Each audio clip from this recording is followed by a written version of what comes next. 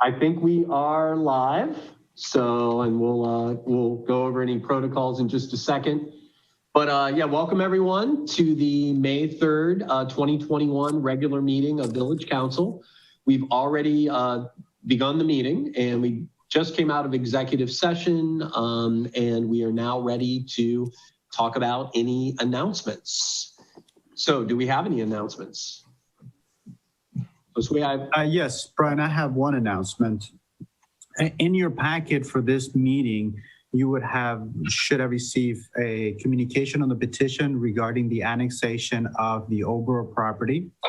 Included in the packet is also a report from us on what to expect ahead of this annexation. So a timeline and what are certain milestones, if you will, that we would like to meet. Those include the votes with the council and propose work sessions with Planning Commission down the road. And I wanted to highlight this piece today because I know that the news is going to get out and folks are going to hear about them and they're going to be asking council questions and whatnot. So we wanted to get this information ahead of time so that you have the information to share with your constituents and our constituents can stay informed that we are aware of the annexation and are moving forward with, we are providing this information and we provided this information to council and the constituents.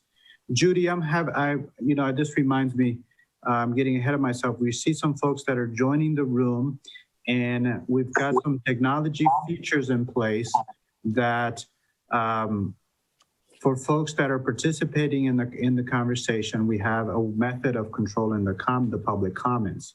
So our system is meant to allow folks to comment after they've expressed an interest in speaking, and we would allow them to unmute. And I see that we are having this challenge now.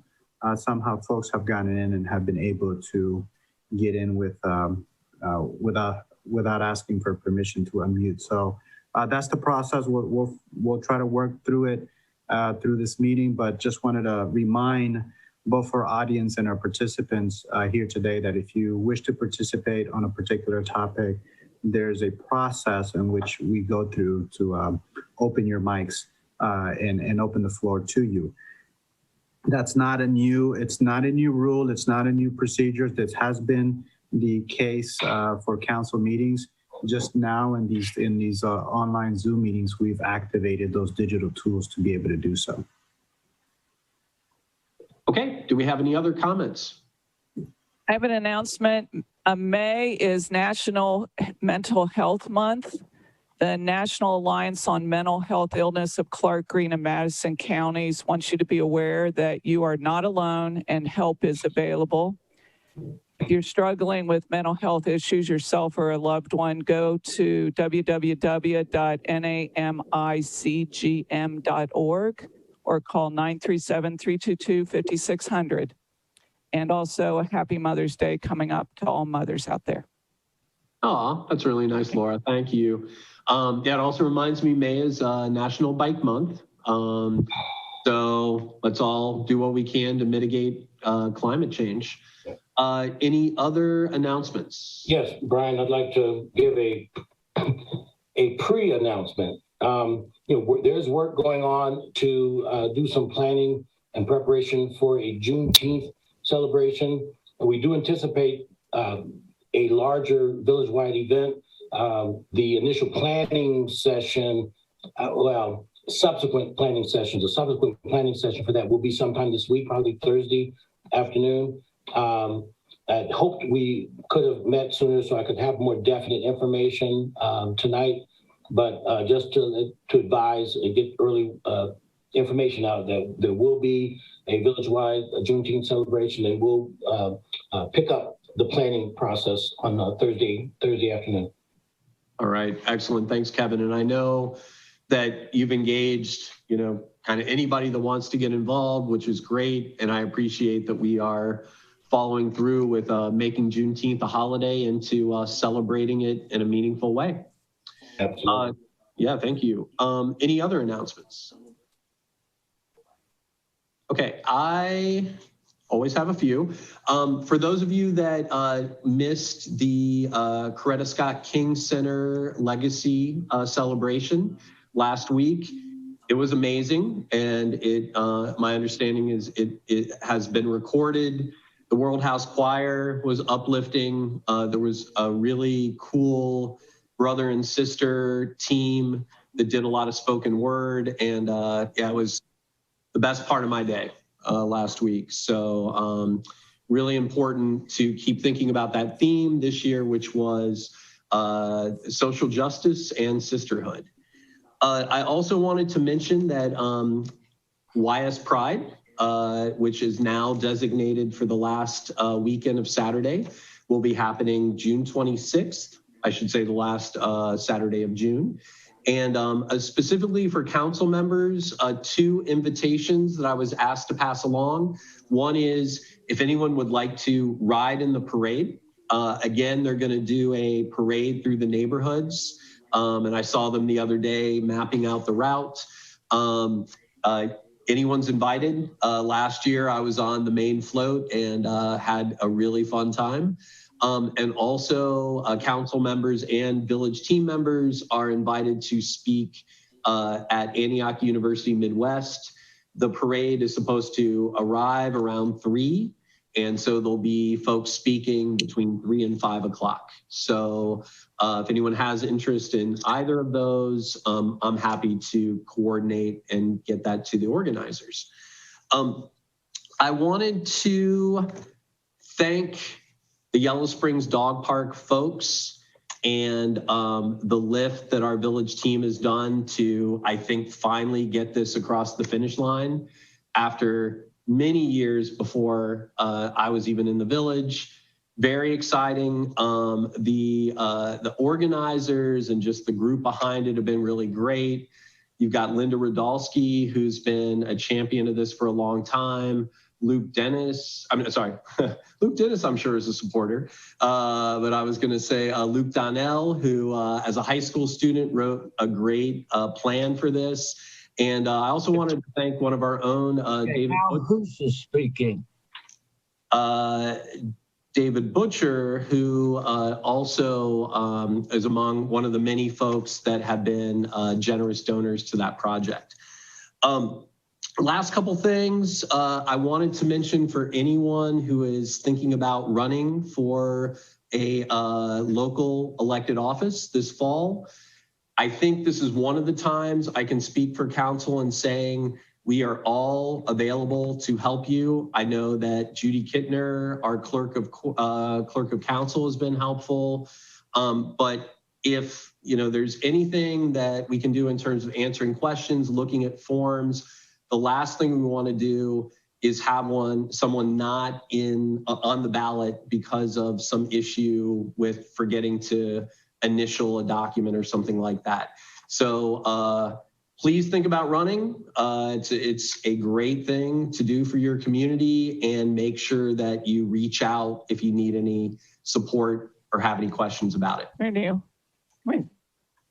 And the last thing I wanted to do briefly is honor a former council member, and many of you probably knew Charlotte Bettino. She is someone that I had the good fortune to meet when I first came to the village.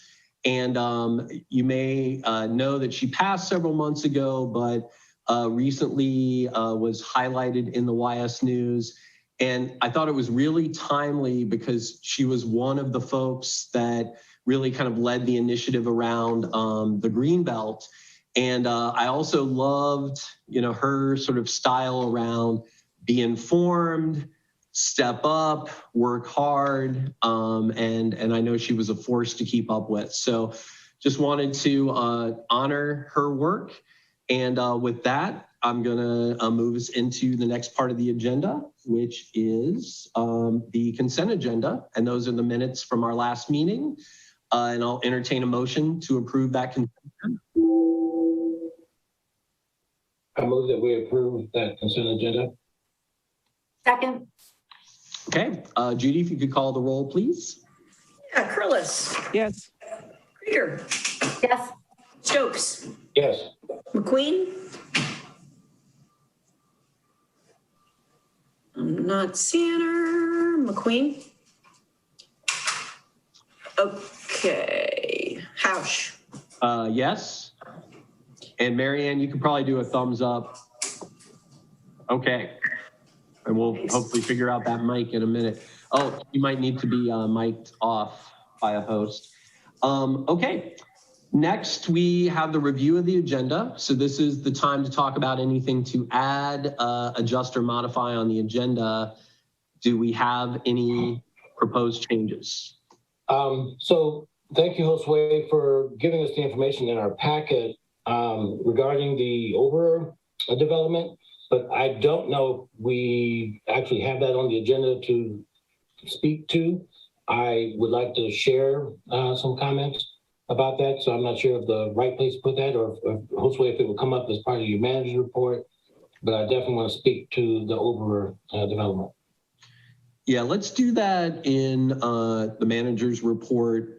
And I know that there's a plan to put that on a future agenda as well. But yeah, but we can have any questions today there. Great, thanks, Kevin. Anything else? Okay, so I guess I want to bring up something now because we're potentially looking at a pretty involved meeting tonight that we didn't expect. So normally we don't talk about an agenda item this much, but I guess I want to get a feel of where we're going to go so people on the call now can decide if they want to stay on. So I think it's pretty clear to everyone that a lot of input has come in about the DORA that lends itself to, I guess, if we're going to pursue it, further discussion and potentially a work session, a town hall, several other things, or, maybe council is not going to want to pursue it. So I wanted to, I guess, get a feel for if we thought it made sense to indicate that when we get there, we're going to table this and we're going to move to some kind of other community discussion about it.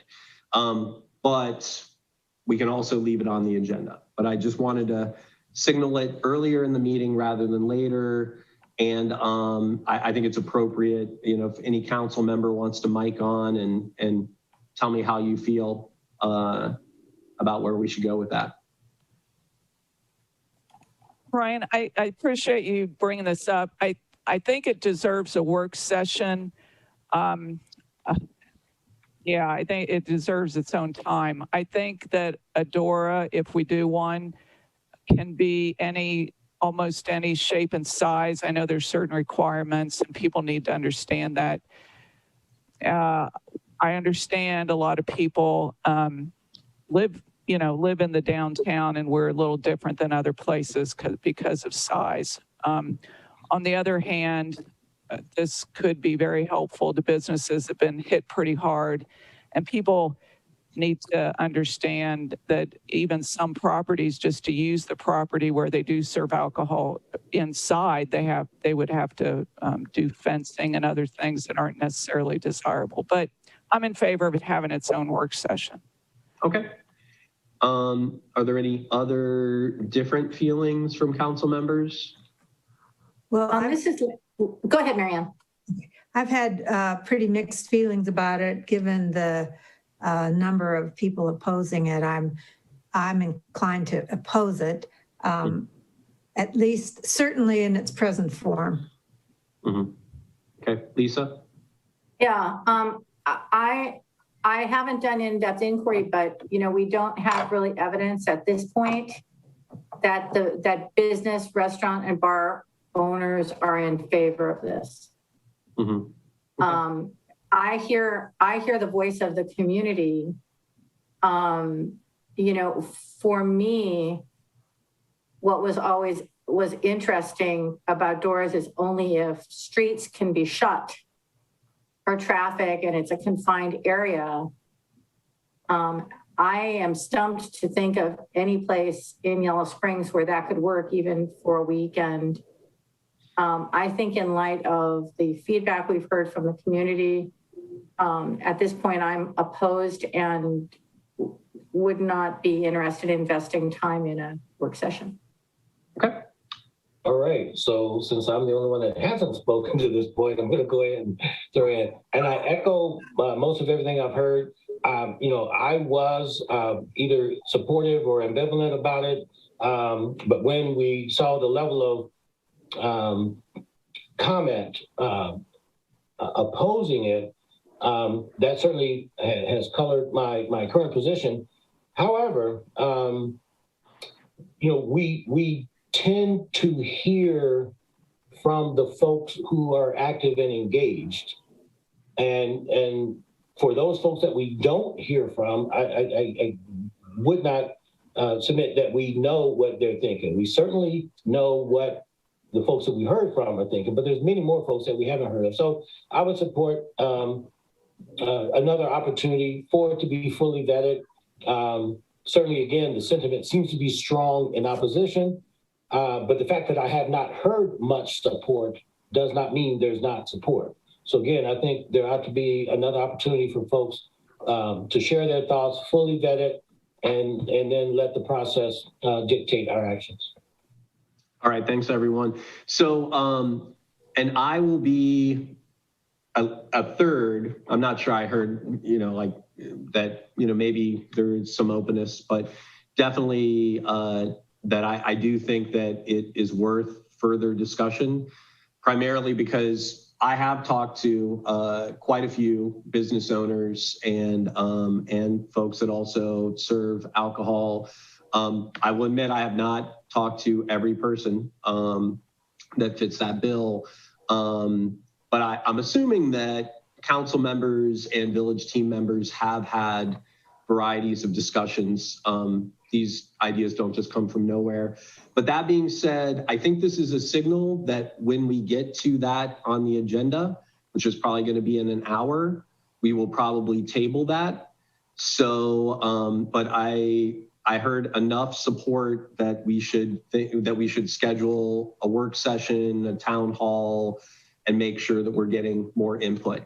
But that won't be happening at this meeting. So, so just for folks that want to plan accordingly with their time this evening.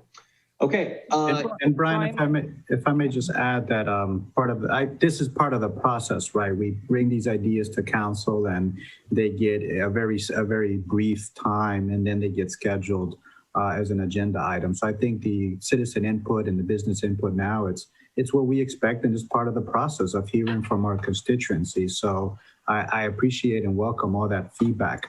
That said, Brian and I, we've discussed about dedicating a town hall. I've also reached out to Alex Scott from the chamber about connecting with businesses and having that engagement. So we'll continue that citizen engagement process. So we'll continue to listen. Okay. Were you going to say something, Laura? I also reached out to Alex and said we need to hear from the businesses. Good. Yeah, and I think, I appreciate what Josue said about it's part of the process. I think this is also a good reminder that if anything like a map, even if it's an example or anything else gets out there, that immediately becomes the focus. And certainly anything like this would not look like those examples. Okay, so with that being said, anything else about the agenda before we move to petitions and communications? Brian, I'm going to admit a bunch of people, and we may have to mute them manually, so there'll be a little bump here. Okay, thanks. Okay, so Mary Ann, petitions and communications, please. Can you hear me? Yes. Okay, so we have a bunch of them, so it'll take a little while. So Mark Davenport and April Lai both had communications.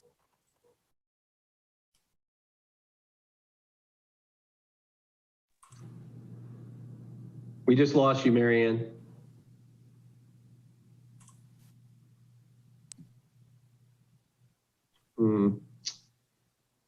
Yeah, I don't know why. Can I somebody- think can you hear me now? Yes. Okay, yeah, I got muted. Okay. Okay, Mark and April both had communications concerning, with a concern with the added fees for transient guest lodging.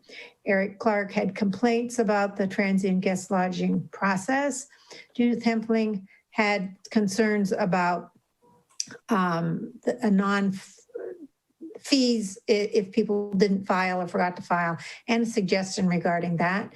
Lisa Krieger had a strong town report and information about the Strong Town Academy, which she recommended. Brianne Parcels had the annexation for the Ober development, the timeline for that. The Greene County Health Department, as Laura indicated, had some information about May as Mental Health Month. Ohio had the COVID information update. Elise Burns had a corrected mayor's court report. Alex Scott, the chamber director, had support, I would say, for the non-owner occupied transient guest lodging. Catherine Vanderheiden was in opposition to the DORA, which does that stand for Downtown Outdoor Recreational Area or? Designated outdoor refreshment area. Okay, downtown refreshment area, so people know when I say DORA. I had an article from the New York Times talking about how exclusionary zoning is the new redlining. Laura Curlis had an article from the New York Times with new mask advice. Laura also had an article from the Ohio Ethics Commission on recusal regarding property matters. And we have a bunch of people with objections to DORA, and I'm just going to read their names. Marcia Walgren, Carolyn Qualls, Will Cook, Rebecca Cooter, Chris Wyatt, Pan Reich, Leslie Lippert, Joe Cook, John Hudson, Ellen Hoover, Bette Kelly, Rick Donahoe, Donna Caslin, Liz Porter, and Carol Cottom. Then Matt Ruska had some suggestions about liberalizing our zoning and not supporting regulating the TGLs. Ellis Jacobs is concerned that about TGLs and the need to regulate them.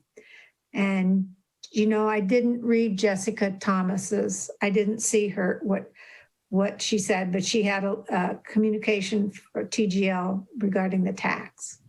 Well, I can actually, because Jessica's email I thought was pretty compelling, and it talked about the fact that we should look at a tenant rights organization like other places have to make sure that those interests are protected. Okay, and that's it. All right. Thanks, Marianne. So we're going to move into legislation. And first up, we have the third reading of ordinance 2021-16. And Judy, we can do that by title only. You did officially table this, I believe. Am I correct in that, Brianne? Yes. Okay, so Yes. let's take it off the table. Okay.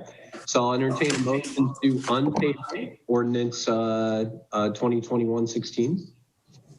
So moved. Second. Okay.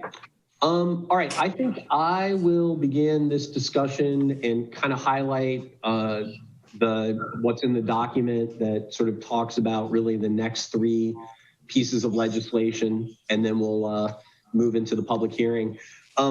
So again, I want to emphasize, and I thought the Yellow Springs News did a great job a couple weeks ago with writing this up and highlighting the different perspectives and issues. But again, I want to be really clear that what this legislation has been focused on, and I believe for the most part what council has been talking about, is concerns around taking houses that could be long-term rentals or family homes and taking those off the market and then those becoming transient guest lodging that is not occupied by someone that lives in that residence. I think a lot of the other issues that have been brought up aren't related to anything that this legislation is doing. We are not currently passing or suggesting any changes in policy around operator occupied transient guest lodging, which we know is one of the ways that people are able to earn some extra income to deal with the high cost of living, not just in Yellow Springs, but I mean, this is everywhere. The other thing is we have grandfathered in a lot of the existing uses. So I think a lot of the, concerns around that people are being overtaxed if they're a, owner, operator, or operator occupied transient guest lodging is really not what's going on. The only thing that's new for operator occupied is a certificate that's $100 a year. And again, as was highlighted, there's a lot of administrative cost around tracking down folks and whatnot, and that's why that's in play. Otherwise, I think there's some other issues that have been tackled around fines and notification. And so I think I want to make sure that we are able to spend the majority of our time really talking about the policy pieces. And again, this is aimed at a very specific scenario, which is pulling houses off of the market, which the housing study and everything else that we understand is not the way that we think the village wants to go. And there's been a lot of support from the community about that. So I'm going to stop there. And Denise, I don't know if there's anything that you want to highlight before we get into the nitty gritty. I think most of what you're going to be getting into is in the Chapter 882. Planning Commission just made a few changes to the zoning code, making that per property, one TGL per property or per owner moving forward. As you mentioned, everything else will be grandfathered in. And then tying back decisions on making, approving a TGL based on the affordable housing, and tying it back to that. That's about it. All right. Thanks, Denise. So with that, I'm going to open the public hearing and first of all, let council ask any questions or make any comments. And I do want to thank Denise, Brianne, Josue, Judy, Johnny, Matt. Everybody helped try to summarize everything in that 2-pager. So I appreciate all the support there. So questions or comments from council members?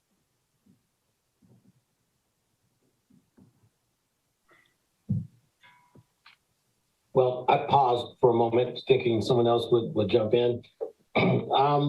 So I guess this might be a brilliant question. And first of all, earlier, I thanked Josue for the over report, but apparently Brianne was responsible for that. So thank you, Brianne.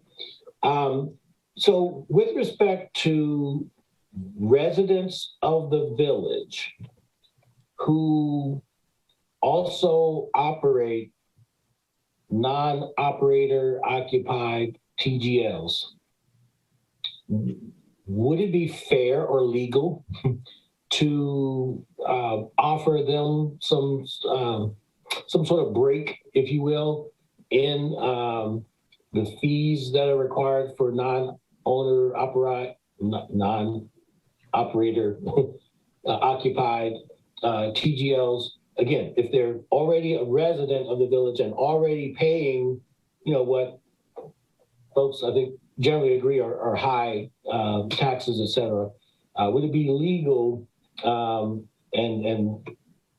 not considered exclusionary to favor residents in that position versus non-residents? Well, as with everything legal, Kevin, the question is, it depends.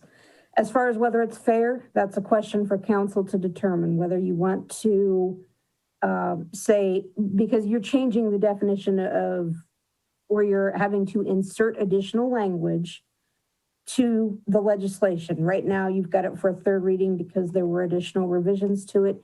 If you wanted to make that revision, you absolutely could. But again, I would say you're probably going to want to publicize that before you do it. And, you know, as far as modifying it on the fly, whether that's a substantive alteration, this is a taxation piece. So it's not something that would have to go back to the Planning Commission under 882. This is council's domain, and you're in conjunction with, you know, your finance director and the auditor of state's language. But in terms of whether it's legal to say we're going to waive that affordable housing mitigation fee for not just operator occupied properties, but if the operator also can show that they are a permanent resident of the village subject to the same things. They don't actually live on the establishment property, but that they do live within the village limits. That is council's prerogative to do something to that effect. But again, it would require a change to the legislation. We would have to modify the language to do that. What you're talking about total because of the proposed changes to 1262. And again, there's interplay between these pieces of legislation. If that passes, you would not have any more non-operator occupied TGLs after that goes into effect. So you'd really only be talking about 8 properties that are currently non-operator occupied. And as far as how many of those are actually Village of Yellow Springs residents, then your concern is, well, are those actually individual sole proprietorships, or are they held in a business entity? Are they an LLC? Are they a corporation? Are they a partnership? How does the business entity establish that it is a permanent resident of the Village of Yellow Springs? So that's the long-winded answer to your question of yes, it can be done. But as the legislation is put forward before you today, I would say that that would be something that would be a significant modification, because right now that is operator occupied. And again, the distinction is because you're taking something out of the affordable housing market. If it's not someone who actually lives there, who's renting out a room or renting out an ADU. And Denise can answer the question as far as how many of the non-operator occupied properties that we currently have permits for are actually operated by village residents that don't live on the property.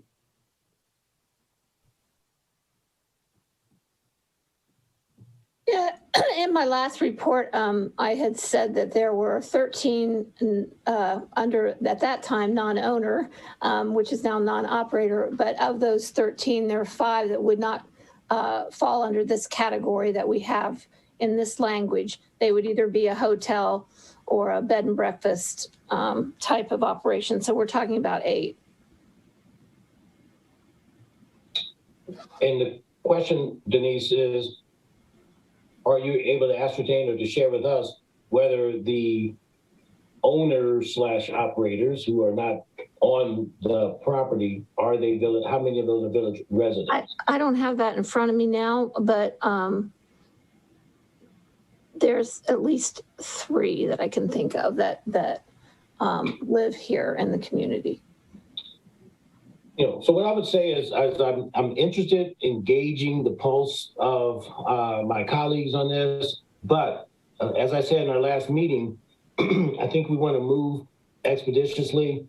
Excuse me, I'd be willing to move forward with the legislation as is, you know, let it simmer a while. And then, you know, as I suspect is going to happen, we'll come back with some other modifications.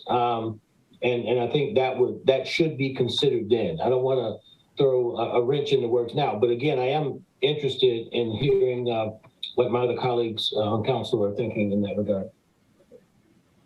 Okay, thanks, Kevin. Laura, did you have comments, questions? I have a lot of comments. Yeah.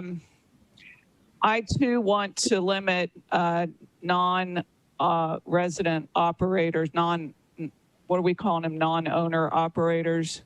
But I think there are other ways to do that are more straightforward than this. And this legislation, it's very penalizing for all TGL owners. And I would have one registration fee. I even think 100 might be a little high. Many of these so-called fees feel like taxes or penalties to me because I don't think they have a real relationship to our costs. I think they're just guesses. But I don't like going about trying to get rid of non-owner operated, resident operated by making it a $500 registration fee. Unless it changes ownership or there's maybe some other issues, I don't think it's a fee they should pay every year. I'm very much against the affordable housing mitigation fee because, as I said last meeting, it's like if you want to get rid of cigarettes, don't start taxing them, then you're dependent on it.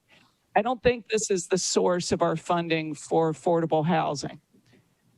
I think it's been created that way, but I don't think this is it. I think I'm not against background checks, but I don't know if we totally know how burdensome this is. As an attorney, I know I've been through that, and I've been through it in the school setting.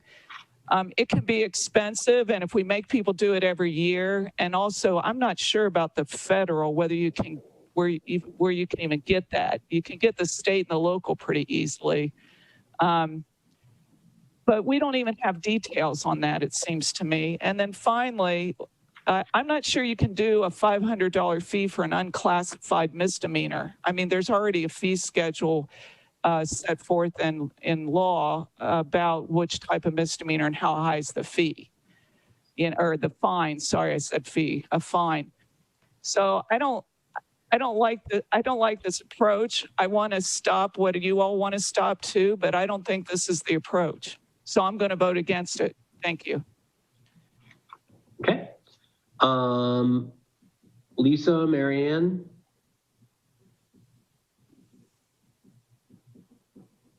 Okay. I'll speak. Yeah, I mean, I really want to limit non-operator occupied transient guest lodging in the village. I would lean to be in favor of a background check, but I wouldn't think that it would need to be repeated annually unless there was some kind of an issue. I haven't had the same concern about the fees. I do think that fees are a way to discourage the growth of these. And I'm not hearing another solution put forward at this point that it achieves the desire to limit this type of transient guest lodging in the village. Okay. I do want to clarify background checks, the current legislation, it's every 3 years. And I know firsthand that you can go up to the ESC because I have to do it for the schools, I guess about every 3 years. So that part at least check, like that's not hard to do. And Brian, on the backgrounds, we also have implemented a new background system for employees that could be expanded. And that's a 3 to 5 day turnaround. Okay. And it's all online. Okay. Marianne, do you want to add anything else? Well, I'm tired of talking about it, which is why I suggested that we put a moratorium on it and let us have some time so we didn't have to spend 1 or 2 hours at every council meeting talking about it. Because as I said in the little one pager that I wrote, the issue about affordable housing is not going to be solved by this. The issue with affordable housing and moderate rate housing is going to be solved by building more. So, I don't know where to go. I'm just want to be done with it. Yep. Well, I think we will be tonight, or at least part one. Okay. So Kate, I saw a hand up. Kate Hamilton, did you have a comment about this? Okay. Well, if you do, mic off. Oops, sorry. I wasn't able to unmute. You guys had to unmute me. Okay. Yeah. I had a couple of questions. I was wondering what gets grandfathered in. Will you do background checks on already existing owners? Okay. And then the other thing, I don't know where to put this, like at what part of this conversation, but I'm not sure why capping a limit on TGLs isn't being considered. I mean, having TGLs is pretty much how you ruin a town. And that might sound dramatic, but there's been a lot of studies done on this. And we're such a small town, it seems like there should be a cap on a percentage and have it be owner occupied. I mean, will we get sued if we just say it has to be owner occupied? And if we get sued, we're putting our, I don't know the right word for it, sorry. We're showing what we stand for and what we believe in, which is community. The whole reason people love this town is because we're so close knit and, we help each other out. We're the definition of neighbors and of a small town. And I think this can change so much, so quickly. So I feel a sense of urgency for more than this tax. I totally support it. But I feel an urgency that more needs to be done. Thanks. Thanks, Kate. So I think it's good to highlight at this point, just so everyone's clear on how 882, what we're talking about now, interplays with 1262.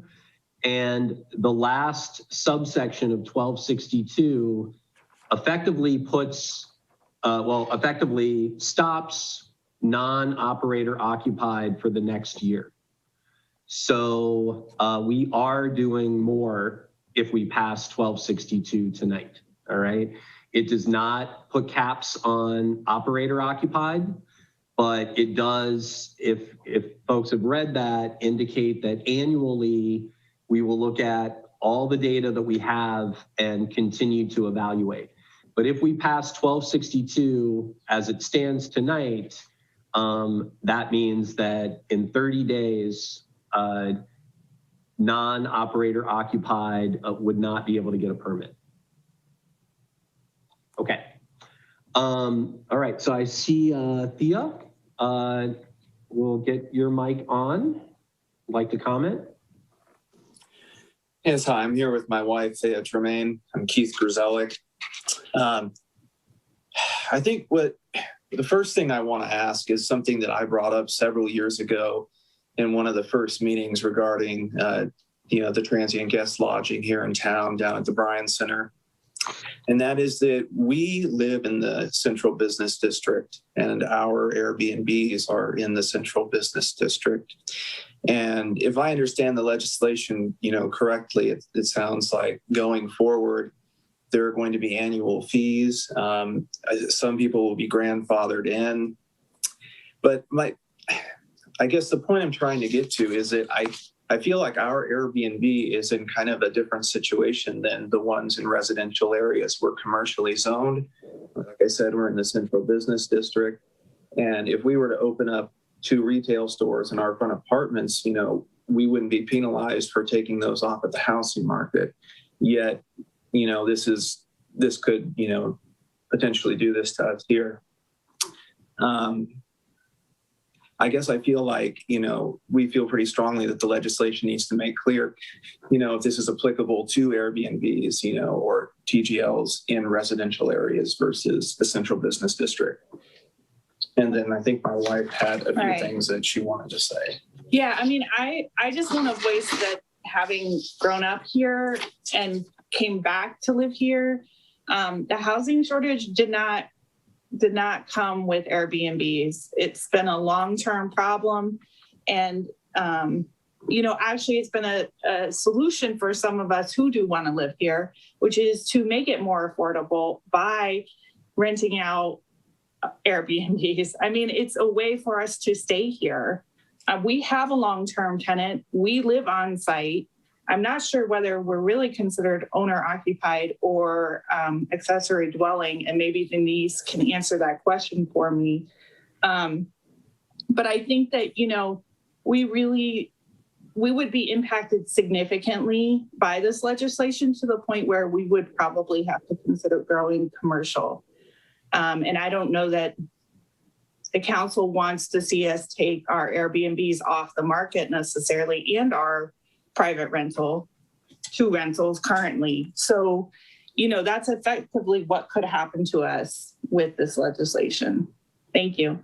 Well, and also, lastly, I guess it's kind of being repetitive maybe, but once again, I brought this up several years ago, and like I said previously, if we were to make stores out of these or shops, they would be rentals off the market. So once again, I really appreciate it. Respectfully request that the council, address this, because I asked several years ago and haven't heard anything on it. Thank you. Okay, thanks, Thea and Keith. I saw April next.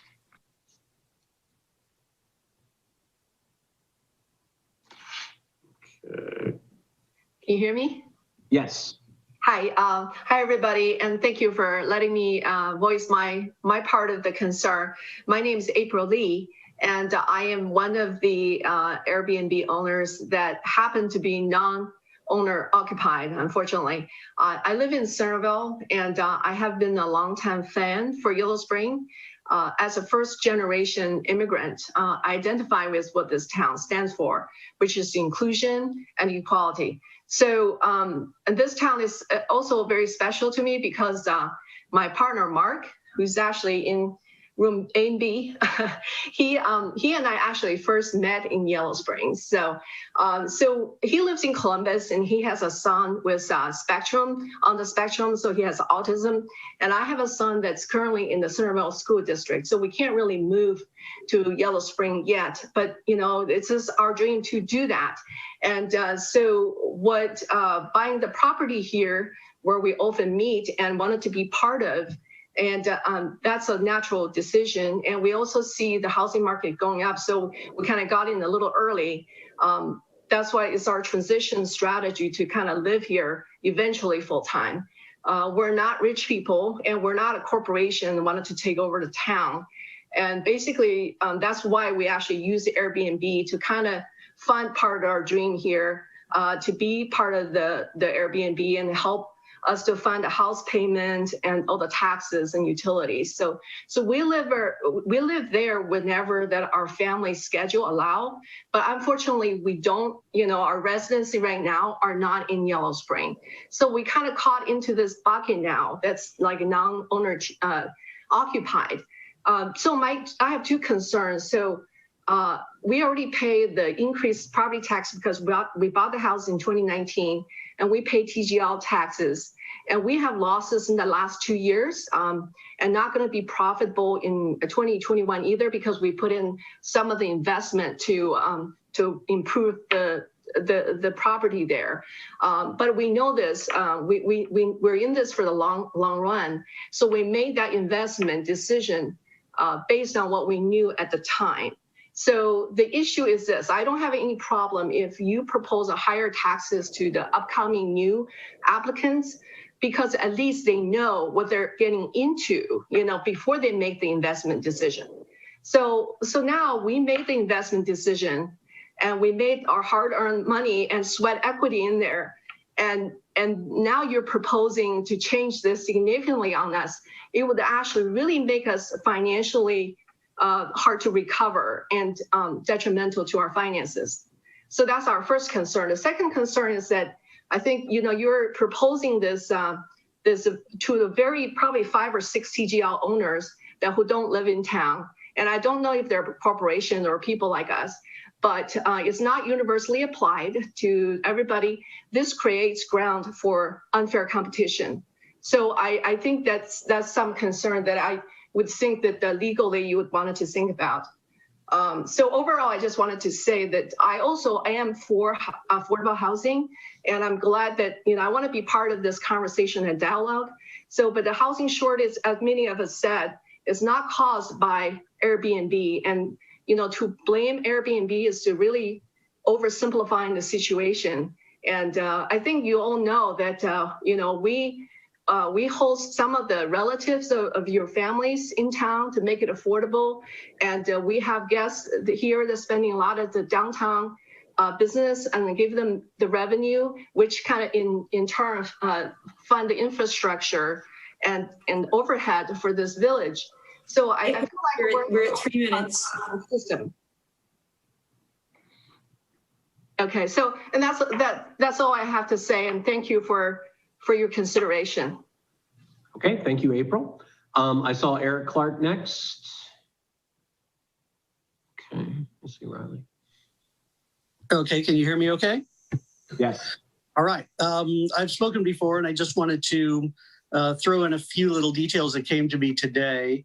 And that is, in the last 2 weeks, the people that have reserved my garage apartment behind the library, I've had a family that's coming in for an extended period, like a week or so, to visit with their grandkids because there's no space at the family's house. I've had 2 families come in because they are picking up their kids from Cedarville. I've had 2 people who have come in because they were looking to go to Antioch. I've had someone for street fair, someone for art on the lawn. I've had the wool gathering. I've had a couple people who are coming in to visit with relatives at the Friends Care Center. I'm not quite sure how any of these people are ruining the village, but I'm open for discussion on that. If we got rid of the current TGLs, maybe there's 15 or 20 that would be thrown back in the market. But in 6 months, when those are all booked up, have we solved the problem? Have the rents gone down? I'm kind of curious, how many rentals do we think that we need to build in order to have affordable housing? Do we go to 50? Do we need 100? Do we need 200? And do we really think that if we build 200 and they get filled, rents are going to go down? They are not. People are going to want to continue to come and live in this village. It is just always going to be a bit of a problem unless we want to have unlimited expansion.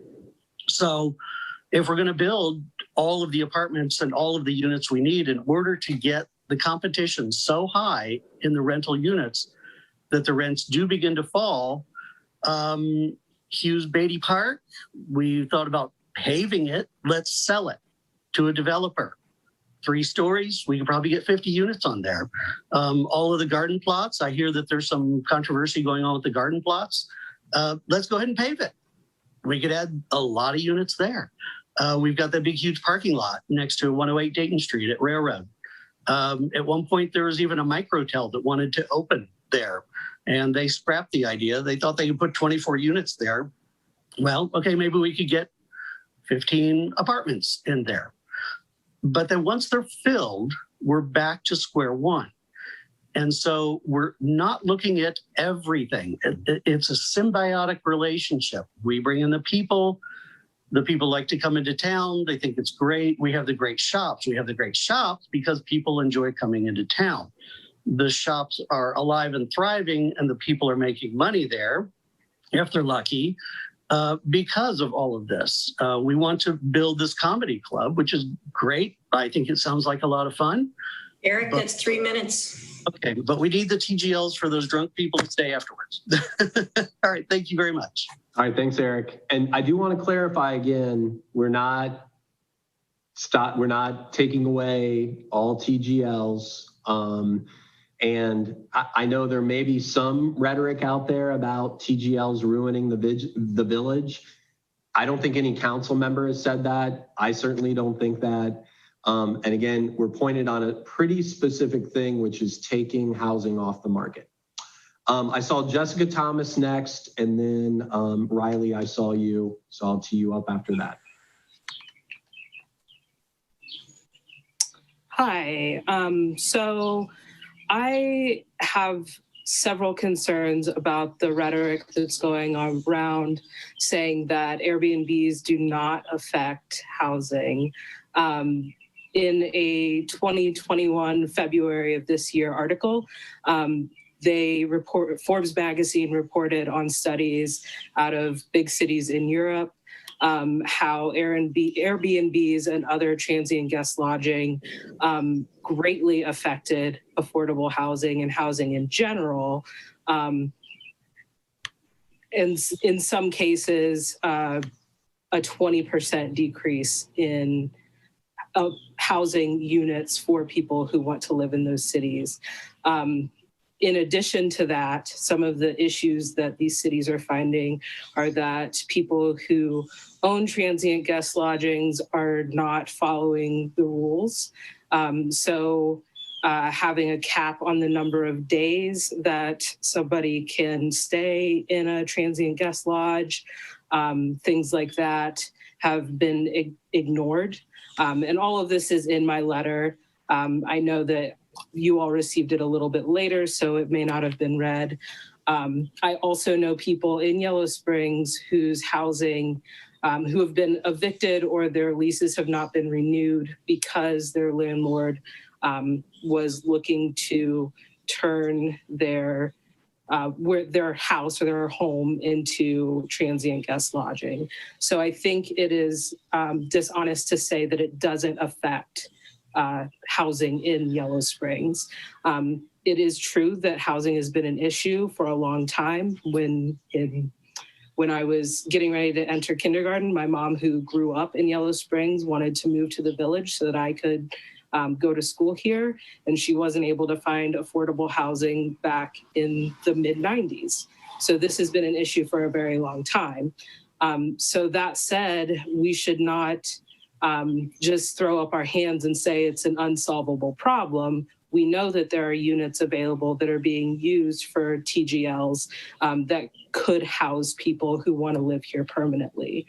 I also would like to make people think about how this affects our schooling. We're thinking about putting levies on the ballot to build new schools. If we don't have young families moving into the village, we aren't going to be able to fill that school. So those of us who are wanting to save green space and not build new units, we need to look at places where we currently have housing that could be available for people to move into the village.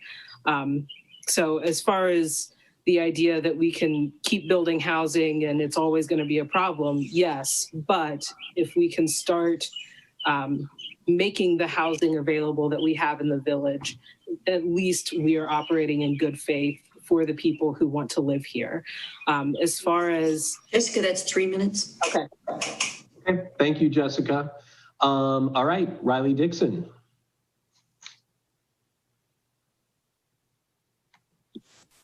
All right, can you hear me? Yes. Great. I agree with everything Jessica just said. Since the last council meeting, there have been 4 conditional use applications for transient guest lodgings submitted to the Village Planning Commission in just 2 weeks. Should they get approved at the May 11th meeting, that'll bring the total number of permitted TGLs in the village to 52. That's 52 TGLs, a hotel, 2 bed and breakfasts that I know of, full bed and breakfasts, all in a village of fewer than 1,800 households. Surely that's all the number of accommodations this village needs right now for people who want to stay overnight here. Do we need any more TGLs in a town less than 3 square miles? So 52 TGLs will exist next week. How many by August? By next year? How about, 5 years from now when, like Jessica said, my generation decides to start our families someplace where we can afford to. And I don't know, a lot of Airbnb owners say that their Airbnb makes this place like just more affordable for them. But I mean, what about the rest of us? The ones that don't own property, the ones that aren't capitalizing on the ballooning rates of tourism every weekend, but the ones who still want to live here. So I appreciate council limiting the number of non-operator occupied TGLs in the immediate future. But I think council really needs to do more to disincentivize them moving ahead. I think that there needs to just be a more permanent solution. Like Jessica said, the issue of affordable housing isn't limited to Airbnbs, but it is directly and causally affected by the proliferation of Airbnbs, and data and research shows that rental costs and market values do go up for every Airbnb that exists, owner occupied or not. And I understand that the focus is on non-operator occupied Airbnbs today, and I respect that, but I just want to make it clear that data supports that literally for every Airbnb that shows up in a given zip code, market rates do go up. Thank you. All right, thank you. And I will say that, there's a lot of, no matter where people fall on some of this legislation, the ideas that people have brought forward, we are listening to all of those. We are thinking about all of those. If you looked in the packet, there are some follow-up items. So, while Mary Ann kind of mentioned that she wanted to, sort of complete this conversation, we also know that this is an ongoing conversation. And, honestly, big cities are dealing with this. Small cities need to deal with it as well. And so we are looking at all the possible strategies to maintain that balance. Are there any other comments, questions? Not seeing any hands. Okay, I know that Mark was here in rooms A and B. Mark, did you want to say something or? Okay.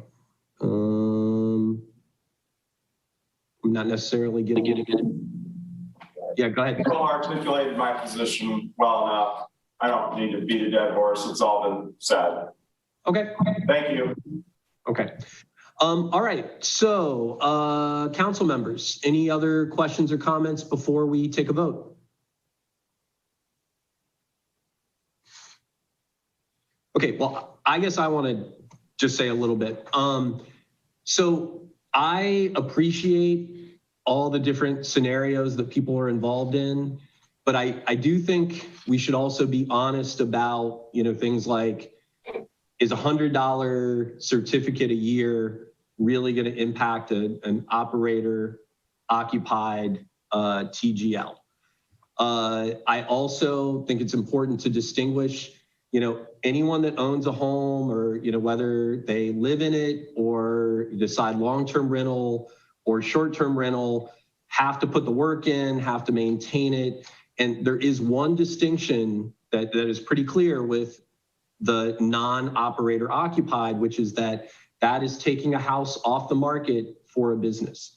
And so I understand that it might feel that, people are targeting certain people, but this is a distinct kind of operation from someone renting out a room in their house and so forth. So these distinctions, we've also looked at those in terms of the Bowen housing study, which basically said you cannot take any houses off the market. You need a lot more housing stock.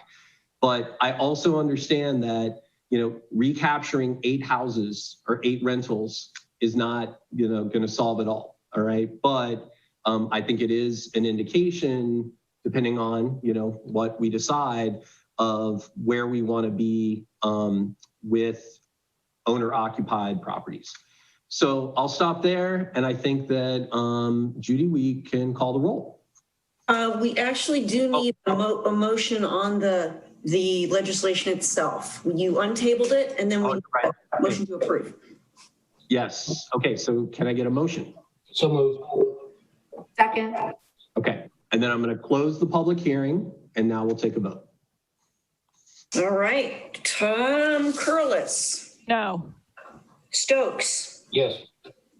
McLean, Yes. Krieger, Yes. Hausch. Yes. Thank you. Thank you. And we do really appreciate the input. This will be an ongoing discussion. Next up, we have ordinance 2021-07, and Judy, we can do that by title only. All right, this is dedicating a revenue source from affordable housing mitigation fees for the fund established for the furtherance of affordable housing in the village of Yellow Springs. All right, can I get a motion? So moved. Second. All right. And I'm going to open the public hearing since this is the second reading. And who's going to explain this fund? I think that would be me, Brian. Okay. As previously, I reported in a previous council meeting that because council is designating an affordable housing mitigation fee, we need to designate a place where that fee would go. There have been previous efforts by council to establish an affordable housing fund, and this is a mechanism of which to successfully establish that fund. Now that you have identified a dedicated revenue stream, we will need a special revenue fund to put those streams in, and that's the Affordable Housing Fund. What could these funds be used to? It could go into a broad range of activities that contribute or further the council's goals and objectives of increasing access to affordable housing in the village for all. And that can include acquisition, improvements to properties, grants for the preservation and development of affordable housing units. Yeah, and I'll add to that. I know Denise shared with me communities that are incentivizing the building of affordable apartments, which I love that idea. And as a revenue stream, we're not the first community to do this. There's communities in Ohio that have affordable housing funds. I know Columbus is hosting a competition to use their funds for development projects. There are other communities that establish the fund by tax levies. So this is not a new type of activity, and there's several mechanisms of funding this activity, and a mitigation fee is a vehicle for it. Right. And, my understanding, because I know this question came up from Mary Ann, is that while funds that are generated to support sort of the staff time for administering the program, while those maybe cannot be put into the Affordable Housing Fund, we could certainly look at other things like a portion of the lodging tax or whatnot moving forward. Correct. We're not limited to this source.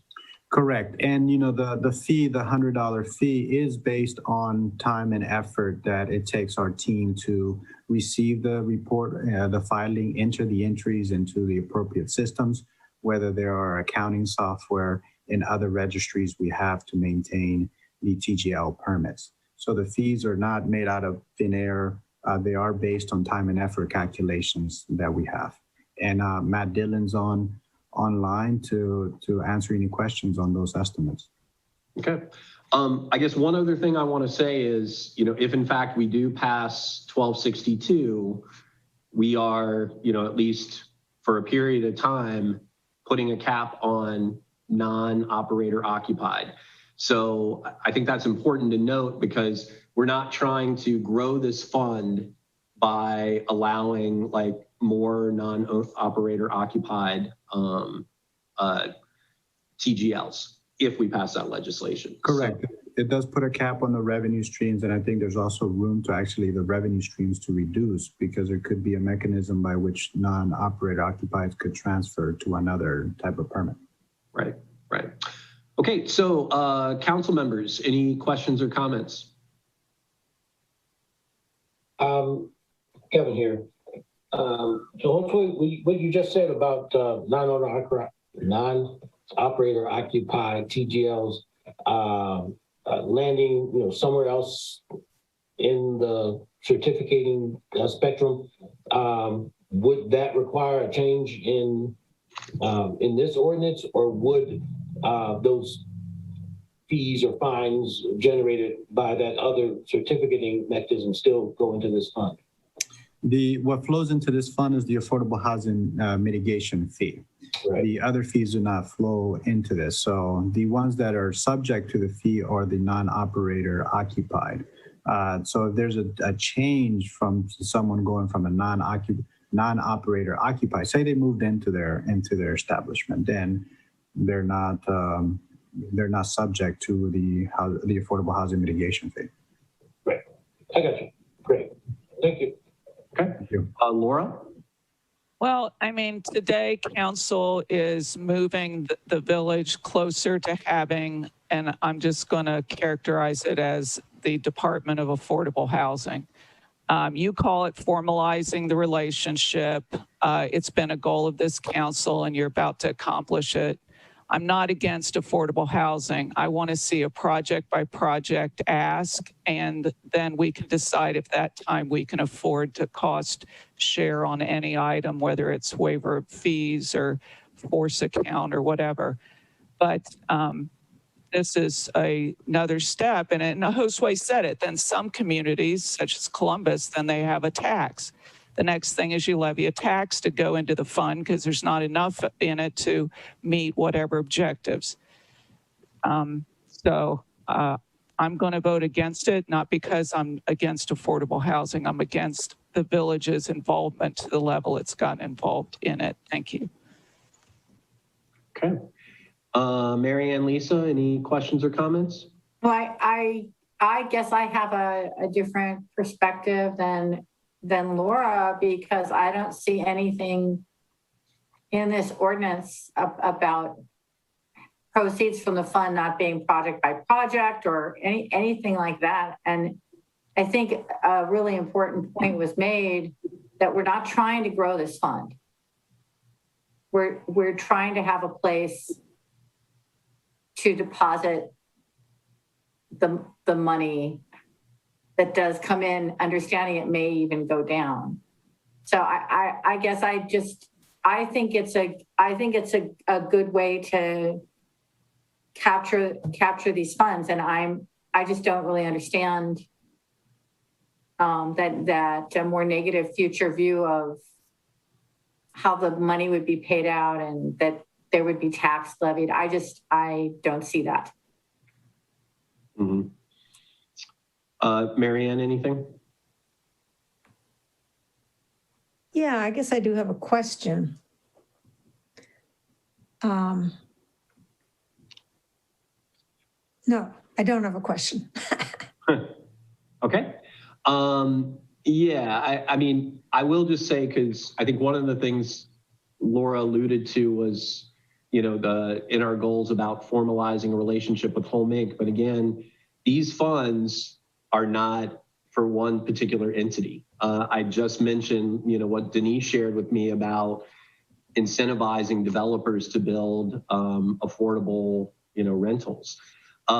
Similar to our Green Space Fund is not just funds for Tecumseh Land Trust, as we've seen with Agraria and others. So yeah, we would definitely always have a process like we do with any of our funds.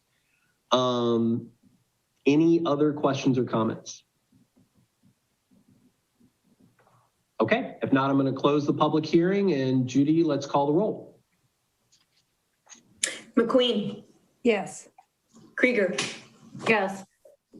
Stokes. Yes. Perlis. No. Hausch. Yes. Thank you.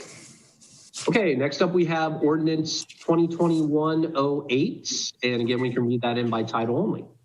All right, this is amending section 1262.08 of the codified ordinances of the Village of Yellow Springs, Ohio, with respect to transient guest lodging, special requirements for conditional use permits.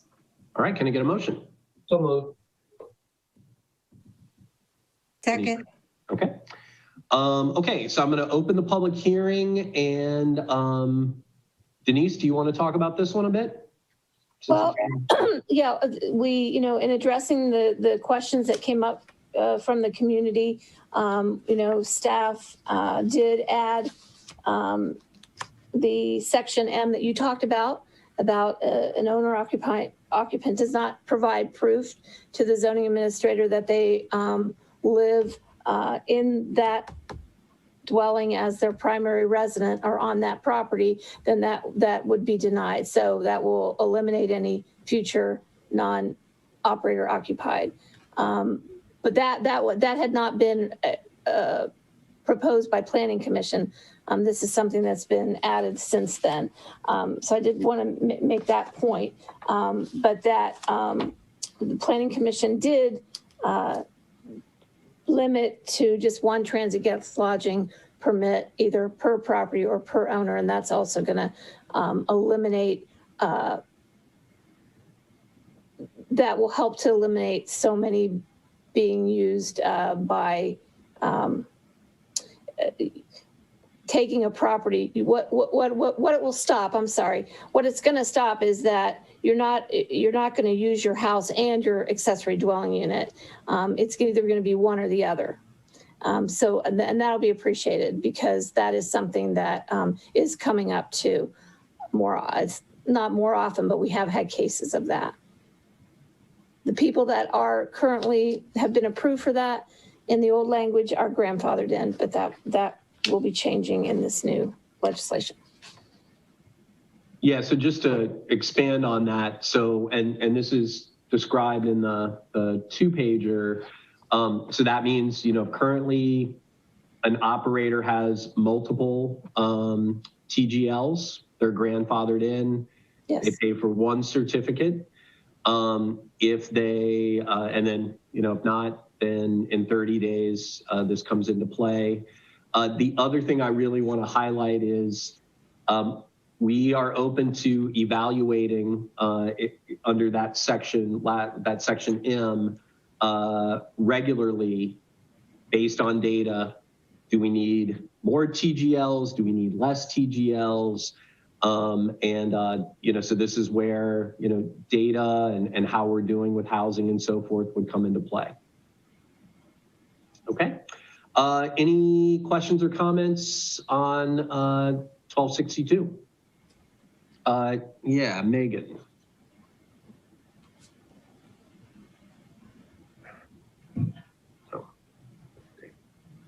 Thanks, Brian. Just a quick question for Denise. I want to make sure I got you right on that if you have a property and you build an accessory dwelling unit, say in the rear of your property, you could not use that as a TGL. Is that what you're saying? No, that's not what I'm saying. Oh, okay, I'm sorry.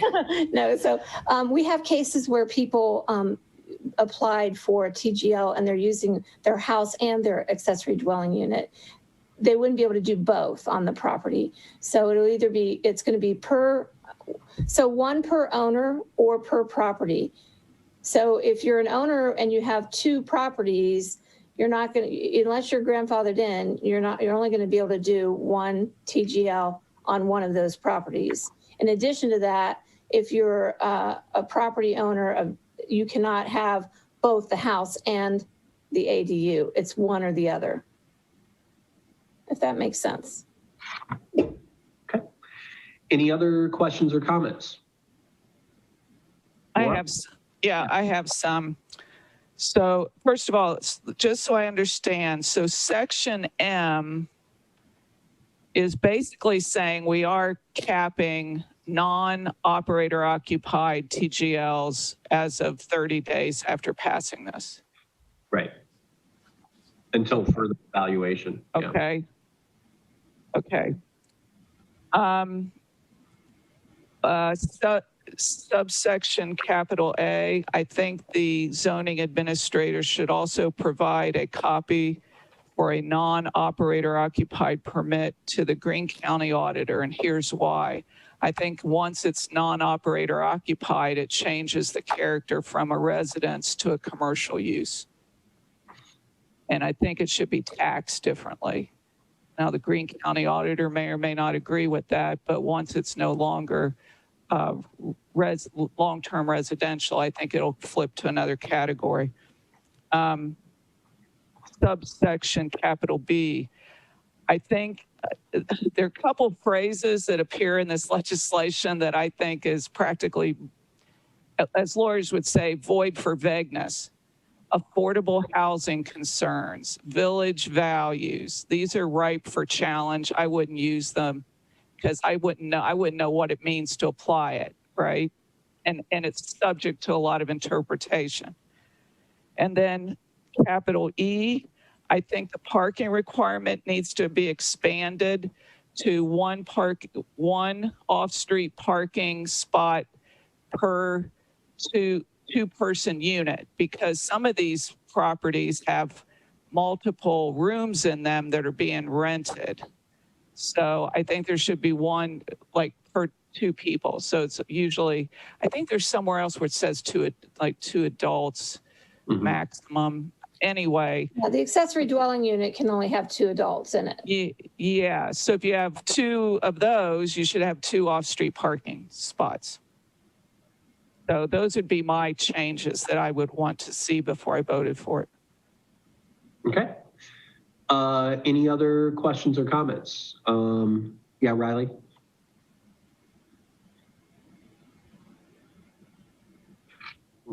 Okay, I think I'm unmuted. I guess I want to echo a part of Laura's concerns with respect to Section B, including affordable housing concerns. Can I get some elucidation on what exactly council's affordable housing concerns are at this moment with respect to this specific legislation and how this legislation is going to address affordable housing concerns? If I can just say one thing, before we looked at it by the location. So we have a map that we track to see how many TGLs are appearing in a neighborhood. And Planning Commission was able to say, if it gets to that point, there's just too many in this neighborhood. And they can deny based on that. The including affordable housing concerns was suggested by the solicitor as another option for Planning Commission to tie that back. If they see that, oh, we're losing another unit to afford that could have been rented out or bought as an affordable housing dwelling, that is another option to deny. So that's why that was added. I guess I just want to know what metrics that legislation is using, because from where I'm sitting and from, a lot of my peer groups, Bill Fold's perspective, 45387 is in its entirety unaffordable. So I guess I just don't understand what segmenting the village up as the Planning Commission, as you say, Denise, did is really accomplishing with respect to this specific piece of legislation. Riley, on that point, the affordable housing was added before Section M was changed to cap the non-operator occupied.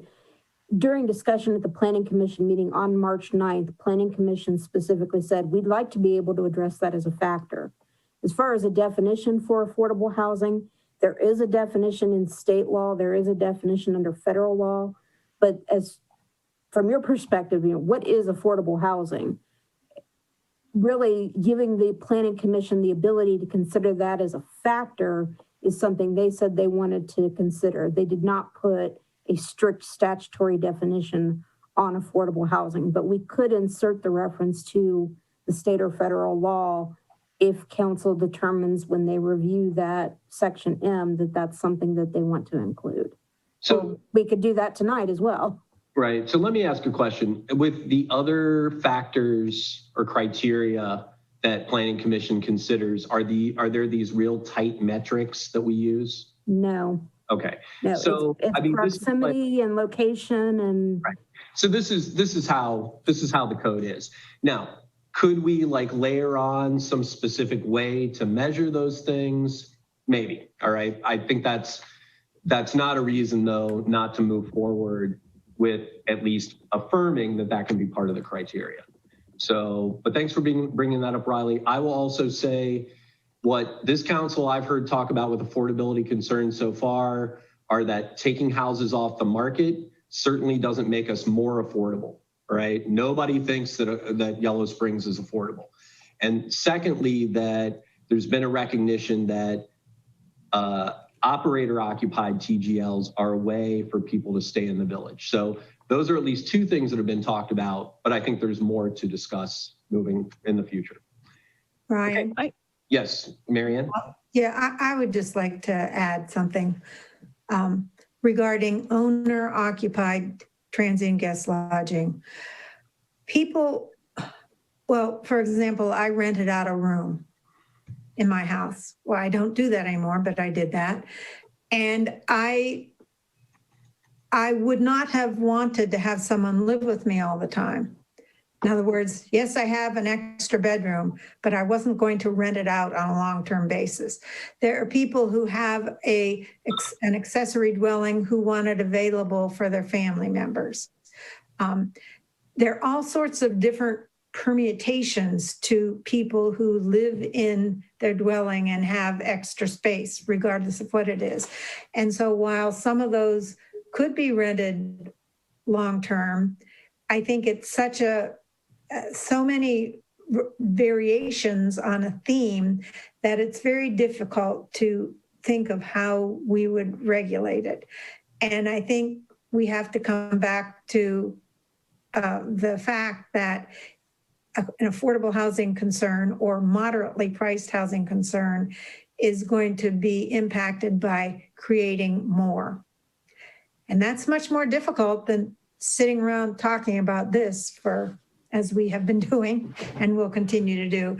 But that means that we have to have the will in order to create. And I'll say, yeah, 200, 300 more rental units plus. Mm-hmm. I have a question for the solicitor. Why don't we just change the part of the zoning code about the uses that are permitted in the residential areas just to make this a non-permitted use, the non-operator occupied? That's a question for Planning Commission and Council. I mean, I think that can be added to the list of follow-up items. But I wouldn't want it to be, I don't know, personally, I don't think that's the reason to vote. Our starting point is that it was a conditional use. As of 2019, it was conditional use. So that's what we started with. That's why the legislation appears in the form it does before you. I think it's not as straightforward a way to do it. Okay, I see Matthew Kirk has his hand up. All right, go ahead, Matthew. Hey, sorry, I was just getting unmuted, Brian. Yeah. Hey, so I was curious if somebody could, is there any distinction being made as far as taking an affordable housing unit off, whether it's a one-bedroom apartment or a $500,000 house, right? Because obviously a $500,000 house is not going to be affordable. A one-bedroom apartment or, you know, whatever, smaller cottage or whatever is more probably in line with what people traditionally think would fall into an affordable price bracket. Mm-hmm. I think Matthew, if I can answer that was kind of why we tied back that including affordable housing concerns, because that distinction was made by one of the members of the Planning Commission when we were reviewing a couple of TGLs, that there was one that was a very expensive property anyway, and she didn't see that would have had an impact on affordable housing, where there was another one that could have been affordable to someone of a moderate income level. So are both places subject to the same fees then? Or is one, because it's a more expensive property, not subject to the $1,500 fee? Oh, no, that's talking about approving or disapproving. Gotcha. Yeah. Okay. So they're all in the same bucket then? At this point, yeah. You know, with the caveat that we may not have non-operator occupied moving forward, at least not in the short term, if we have.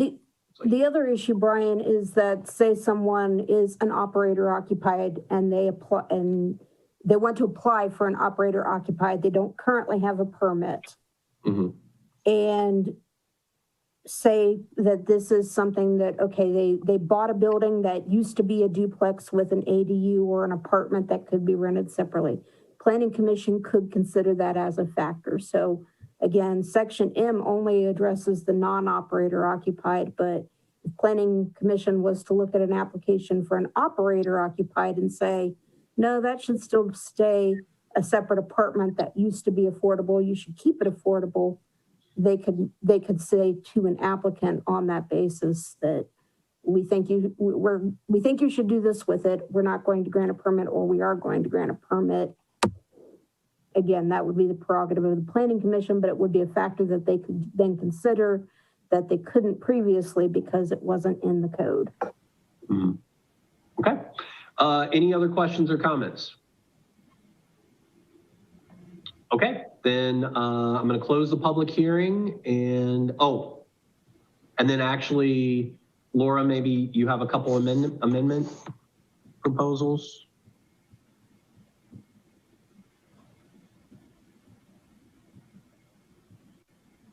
Laura, you on mute. Yeah, you're muted. Sorry. So part A, I would move that the zoning administrator should also apply a copy of a non-operator occupied permit to the Greene County auditor. I'll second. Judy, let's call the roll on that amendment. Yes, McQueen. I'm not seeing you. McQueen? No. Thank you. Stokes? Yes. Curlis? Yes. Krieger? Yes. Hausch? Yes. Okay. Anything else, Laura? I would move that we amend section capital E to require one off-street parking spot per 2 adults expected or permitted in the TGL. Okay. I second that. Okay, second. Judy, if we can call the roll. Yes, Stokes? Yes. Krieger? Yes. McQueen? No. Curlis? Yes. Hausch? Yes. Okay, and now a motion for the amended ordinance. I move. Okay. Okay. All right. Okay. So those in favor of the amended ordinance, Stokes? Yes. Krieger? Yes. Curlis? Yes. McQueen? Yes. Hausch? Yes. Thank you. Okay. Thank you, everyone. This is really important work, and it's not easy. We're going to go into Brian? Yes. Brian, you alluded a little while ago to add-on lists. Yes. Do we want to just let things simmer for a while and come back to that? I would say, yeah, we should probably come back to some of those other issues after we've got a little time to let some things settle in. Duly noted. Thank you. Yeah, thank you. Okay, so we've got ordinance 2021-09. Judy, let's read that in by title only. This is recreating a designated outdoor refreshment area in the village. Okay. Can I get a motion? All right. Oh, okay. Is there a second? Okay, not hearing a second. We will move on to the next piece of legislation. All right. And that is resolution 2021-16. And Judy, we can do that by title only also. This is authorizing the village manager to enter into an agreement for the sale of village-owned renewable energy credits. All right. Can I get a motion? I move. Second. All right. Josue. All right, Brian, thank you. We're talking about the sale of renewable energy credits. This is, you had a similar presentation last year when council reviewed our REC portfolio, and we decided to sell our RECs last year and buy the same amount of RECs that we sold last year. So where do our RECs come from? These are the sources of our energy portfolio. You will see that the vast majority of our portfolio is from renewable energy sources. So a little over 81% is from renewable energy sources. This chart does not include the residential solar because it's primarily for purposes of our renewable energy credit portfolio, but future iterations and reports of our energy sources will include residential solar. Here's a breakdown of the RECs that have been generated from the different contracts that we have. You see that the vast majority are coming from Nadal. That's a hydro project. So that's where majority of our credits are generated from. So in total, we have 15,613 credits. I want to point out Brown County because I don't think Brown County gets enough attention. This is our landfill project, which also happens to be the place where we take our biosolids. As you know, we started a dewatering mechanism of our biosolids, and we take it to our Greene County project where we also buy energy from. What's the market price of RECs? Right now, the sale of RECs are averaging around $9.50. So if we were to sell all 15,613 RECs, we would look to generate a total of $148,223.50.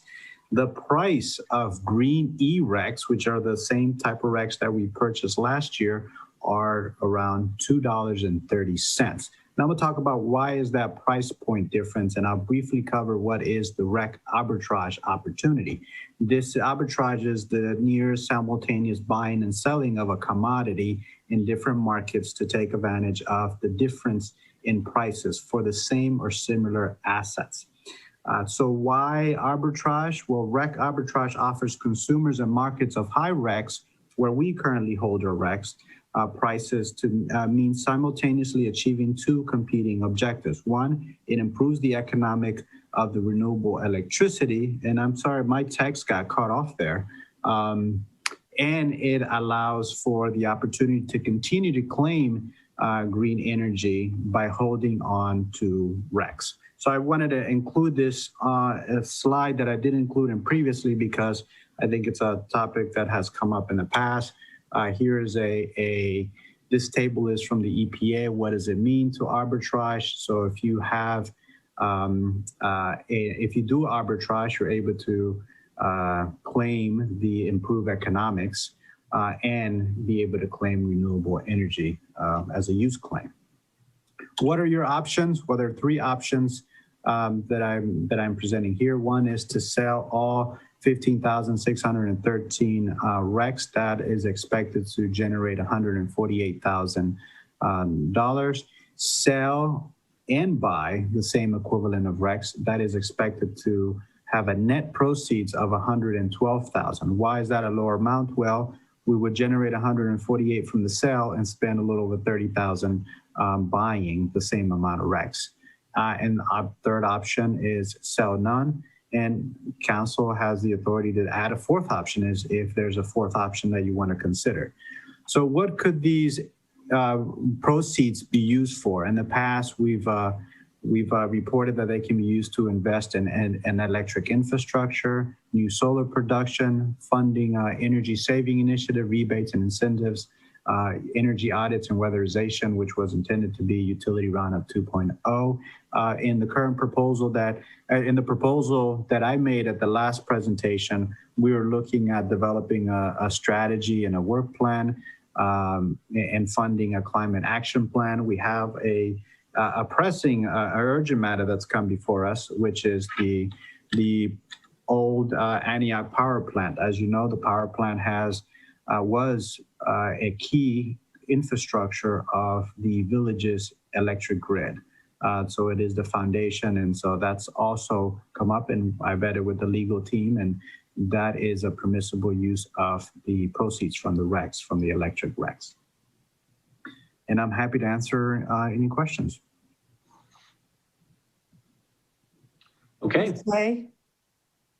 Yes, Marianne? I would like to add on to what you have said. So my understanding is in an ideal world, we would not be selling our RECs. The ideal world would be one in which we actually have a climate action plan. We're really working and on a data-driven program to reduce greenhouse gases, both with the village and in the community, and other aspects that are in the climate action and sustainability plan that I'm going to be proposing later. We're not there, but the impact of selling our RECs is essentially that we are selling our right to the renewable energy that we've purchased, and we're giving that right to whomever buys those RECs. And in exchange, we're getting essentially wherever they got their energy, which wasn't renewable, plus we're getting some money from it, which is the reason why it's better not to do it. However, given that we have our own issues in this village, and we have the capacity to really ramp up our climate action and sustainability plan, I am recommending that we sell our RECs and that we not buy back cheap RECs. Cheap RECs are cheap because they aren't worth much. The only reason to buy them back really is so we can say that we are green, but we really aren't green. And I think we're much better off using the money, whatever it would be. What did you, initially, I think you said 36,000 maybe, that the charge would be, the cost would be. I would much rather see us implement a climate action and sustainability program where we're actually really reducing, taking responsibility in our village, in our community for doing that work, rather than putting out that money to say, to appear a way that we really aren't. Thank you. Okay. Thank you, Marianne. Any other questions or comments for Josue or in general? Laura? I think in general, I wouldn't sell them. But the project that is going to be proposed next is extremely important. And one reason it's extremely important is that this is so typical of governments and entities that build big stuff, and then over time, whatever reason, it gets abandoned. And the legacy, these industrial legacy properties become attractive nuisances. They're their own environmental hazard. So I'm in favor of selling the RECs. And I agree with one point of Mary Ann's is buying back cheap RECs. I know we've done it. Did we do it one other time, Josue? Yes, we did that last year. You know, it's like going to the beach and it's 50 degrees out. It's kind of nice to be at the beach, but it's not that satisfying. So anyway, so that's all I have to say. All right. Any other questions or comments? Okay. Yeah, well, I think there's a clear, sort of connection here that's been alluded to, which is 125,000 is not easy to come up with from our village budget. So, all right. So, Judy, let's call the roll. Stokes. Yes.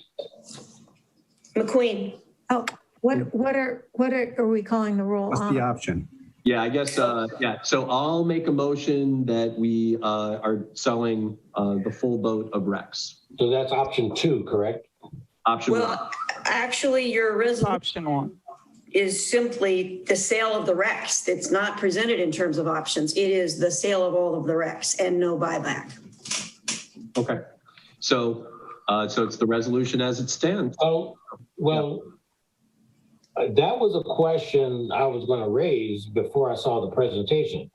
I was going to ask Josue, was there a plan to buy back any RECs after we sold them? Admittedly, yeah, the resolution does just speak to the sale, but I think I'd like to equip Josue with the ability to buy back if that appears to be the right thing to do, which I'm in favor of.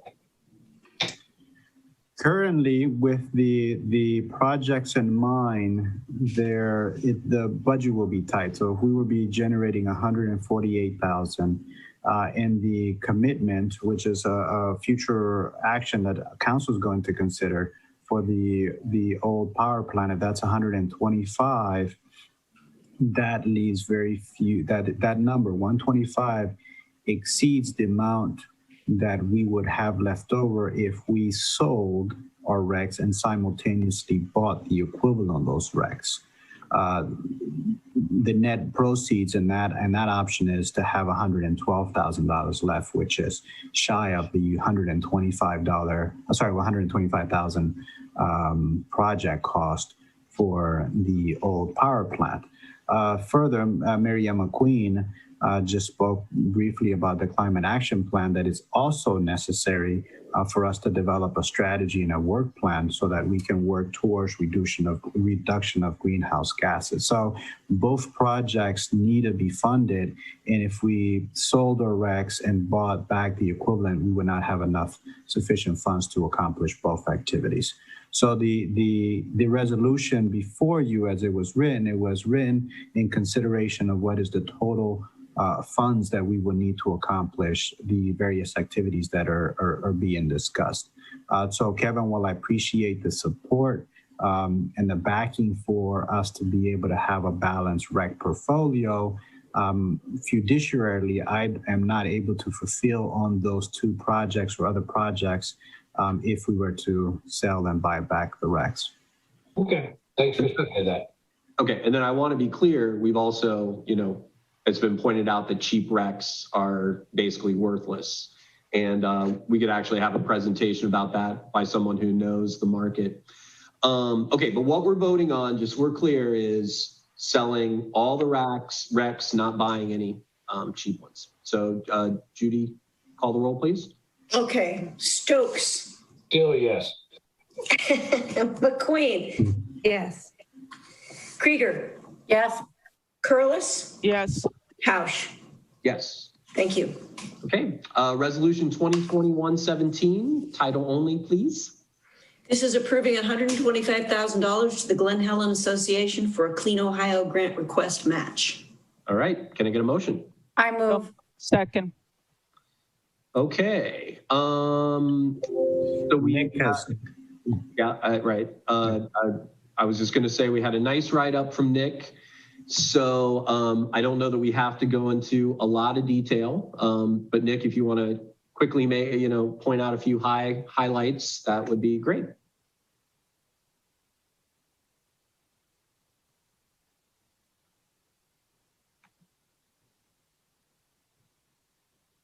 Sorry, Nick, I had to unmute you. You're able to unmute now. Thank you. Hello, everybody. Thank you for the opportunity to speak before you tonight.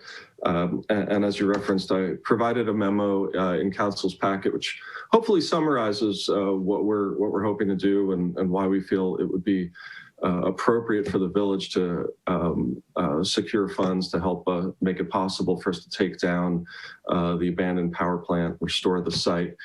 We're trying to remove a known hazard for our community, both an environmental and a public safety hazard.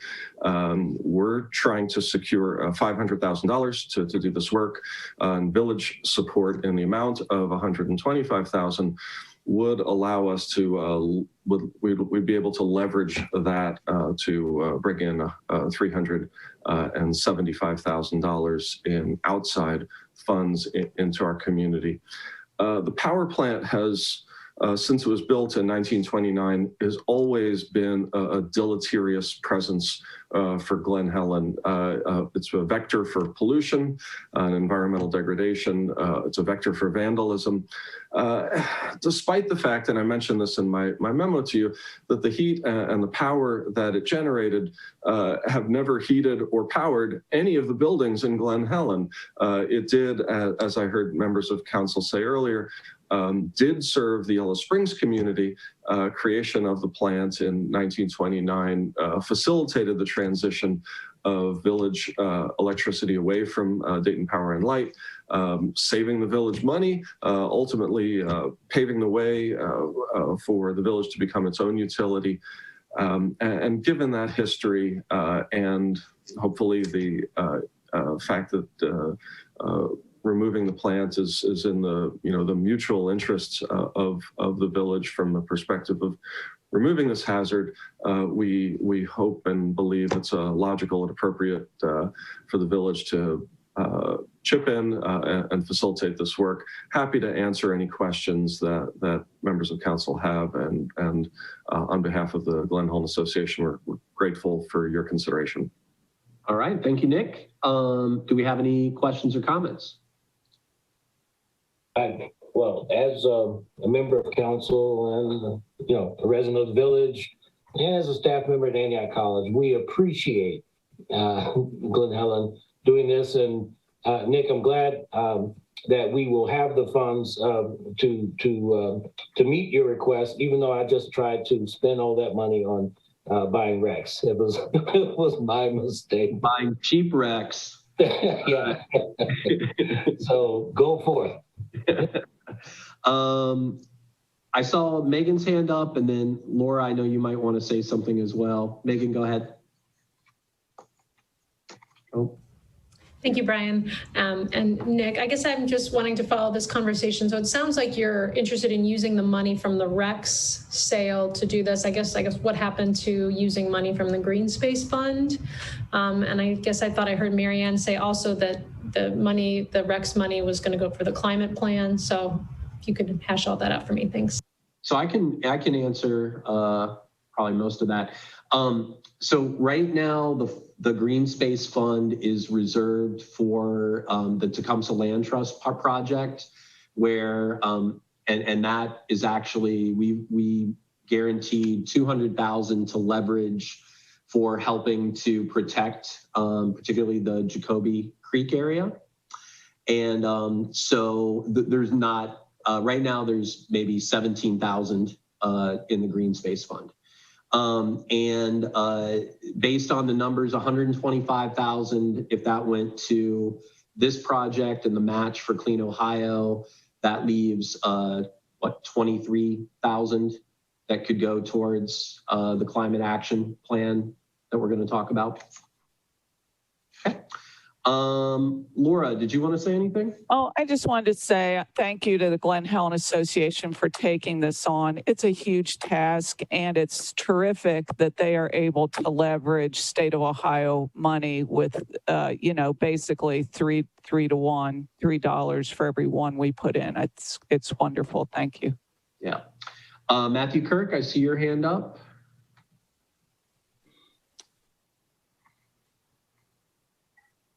Hey, Brian. Hey. Hey, so I guess I've got a little bit curious with this. I know it's come up in recent years.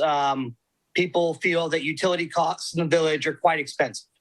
And one of the factors contributing to that is that we do source a lot of our energy, the vast majority, from clean energy sources, which in turn have generated these RECs or whatever. So it's really something, an asset that we all pay for every month when we pay our utility bills. And I guess it's just, if we're not going to actually have clean energy and we're just, basically turning over the credits from those previous efforts to fund this nonprofit project, I don't know, does it make sense to revisit our utility rate structure? And maybe people don't need to pay for this luxury for this value if we're not actually going to follow through on it. Yeah, I think great point to raise. Josue, do you want to highlight what our electric cost is? Because I know, unlike water, I think our electric rates are pretty reasonable, right?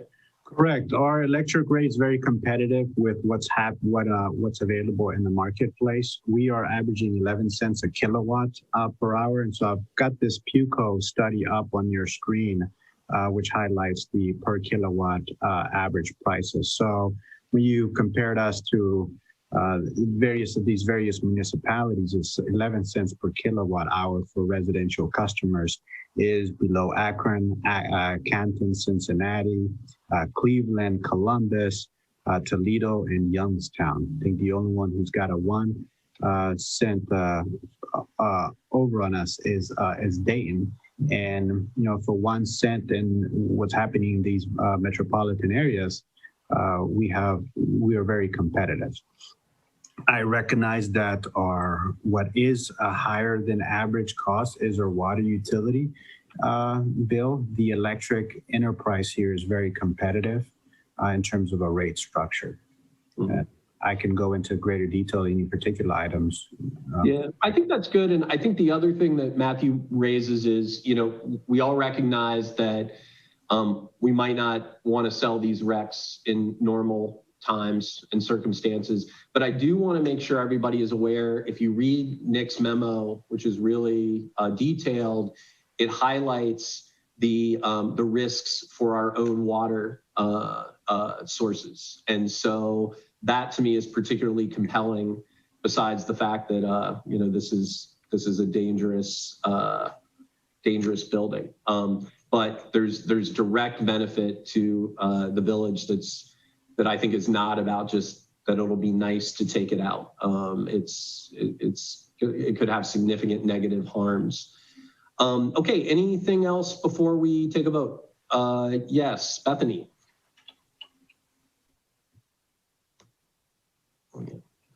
Hi, everyone. Bethany Gray, president of the Glen Helen Association. I just wanted to thank you for your time on behalf of the board and your consideration. And I just wanted to add a couple of points of what the association has done before ownership of the Glen and after ownership in trying to help monitor the power plant property. 2 years ago, it was continuing to grow as a menace of a problem that social media has, of course, made very big and very large. And despite efforts of surveillance, Antioch security, Glen security, the YSPD, it was necessary that the maintenance garage there at the Glen be moved to a different facility. So the association gave a donation to the Glen to facilitate a move out of that location. And then since we've taken ownership, we haven't shirked our responsibility of also helping to monitor that situation. Our own board members have gone out and made periodic monitoring. We've asked people to, vacate the premises. We've targeted specific honeysuckle invasive plant removal along that area to open visibility, because the way the power plant sits, it's very difficult to see what's going on at that location. In addition, we've also removed equipment that people bring and dump into that site, ladders, crates, things like that. We've cleaned up the site in order to try to make it less of a hazard for them to climb and do things. So just wanted to mention that, and we will continue to do our best on our end to monitor that site. So we appreciate your time. Thank you. Thanks, Bethany. Anything else? All right, Judy, let's call the roll. All right, Corliss. Yes. McQueen. Yes. Stokes. Yes. Krieger. Yes. Ausch. Yes. Thank you. Okay, our last piece of legislation is Resolution 2021-18, and I'm going to go ahead and read this in myself. Which is renaming the Ellis Bike Spur the Dressler Connector. Whereas Charles Ed Dressler, a longtime resident of Yellow Springs, is widely recognized as the father of the nation's largest paved trail network, connecting the village to much of the Miami Valley region, And whereas in 1974, Ed was hired by Greene County to be its second Parks and Recs director and first executive director of the Greene County Park District. And during his 22 years of service, Dressler helped acquire more than 900 acres of parkland, develop more than 1,000 acres for outdoor recreation, and connected parks and bikeways and trails. Whereas Ed Dressler was a force who worked with the railroad, state legislators, agencies, local landowners, and other decision makers, actualizing his transformative vision of turning no longer used railroad corridors into the paved trails that we enjoy today across Southwest Ohio. And whereas Ed was known for his love of Post-it notes, for his constant flow of ideas, and he never accepted no as an answer when it came to creating the paved trail network in Greene County and beyond. And whereas Dressler never encountered a hurdle impacting trail development that he couldn't get over, his persistence and his success have inspired many surrounding counties to collaborate in connecting to and expanding the Miami Valley Trail Network. And whereas council wishes to honor Ed Dressler's commitment to improving quality of life for villagers, Ohioans, and visitors, and helping to create healthy, thriving communities around the region, now therefore Council for the Village of Yellow Springs, Ohio hereby resolves that Section 1, the Ellis Park Bike Spur is hereby officially named the Dressler Connector, honoring Ed Dressler's devotion and service to his community as reflected by his distinctive record of meaningful actions, adding to the vitality of the Village of Yellow Springs, Greene County, and the Miami Valley region. Section 2, Council for the Village of Yellow Springs greatly appreciates Charles Dressler's extensive body of work and his incredible contributions. Can I get a motion? So moved. Second. Okay. Only thing I'm going to add here is I got confirmation from Greene County Parks and Trails that they will design and create the sign for us. So when things are safer, we can have a proper dedication. I don't know if there are any other questions or comments before we take a vote. I just have one comment. Could the sign say Dressler Connector to Ellis Park? Just so it just helps with the wayfinding. Thanks. Yes. Yeah, I asked them to include Ellis Park and also maybe some of the amenities of the park. And then they're gonna maybe say something about, nation's largest paved trail network or something, but they'll send us a design that we can look at, and I'll make sure you see that, Laura. Okay, anything else? All right, Judy, call the roll, please. Indeed. McQueen. Yes. Curlis. Yes. Krieger. Yes. Stokes. Yes. Hausch. Yes. Thank you. Okay, so next on the agenda is citizen concerns. This is the time in the meeting where we invite comments up to 3 minutes about any topics that are not on the agenda. And I see a couple hands up. Let's start with Angie.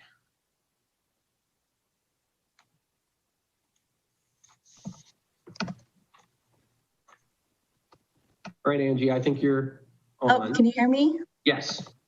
Okay. Hello. Hi. Thank you for this opportunity. My name is Angie Hsu. I'm a resident of Yellow Springs who is committed to social justice and equity for all here in our town. And I speak to you today as a member of the Asian American Pacific Islander community. Since the onset of COVID-19, we've seen a dramatic and concerning rise in anti-Asian sentiment, acts of racism, and more recently, a wave of violence nationwide. After the shooting of 6 Asian women in Atlanta in mid-March at a massage parlor, work that I had done previously in my last job in terms of advocacy for women in that situation, I felt compelled to speak up publicly about the need to condemn anti-Asian harassment and violence in our country. Unfortunately, racism against the AAPI community in the US is not a new phenomenon, starting with the Chinese Exclusion Act of 1882 and continuing on to today. This month is Asian American Pacific Islander Heritage Month, and a group of us AAPI community members and allies have organized events to celebrate the contribution of AAPIs to America's cultural and social fabric in the past, future, and of course today. In addition, we would like to propose that the council make a formal declaration to condemn anti-API hate and to make our Yellow Springs community welcoming and safe to all members of the API community.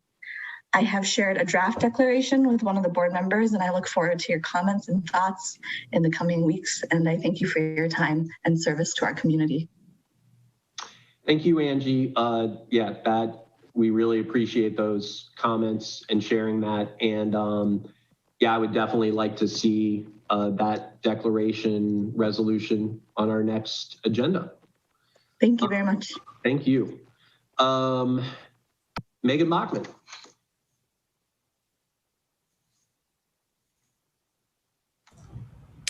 Thank you, Brian. Thank you, Angie. I have nothing as significant as that. A couple of things. I just want to respond to Josue's respond to Matthew Kirk about the RECs.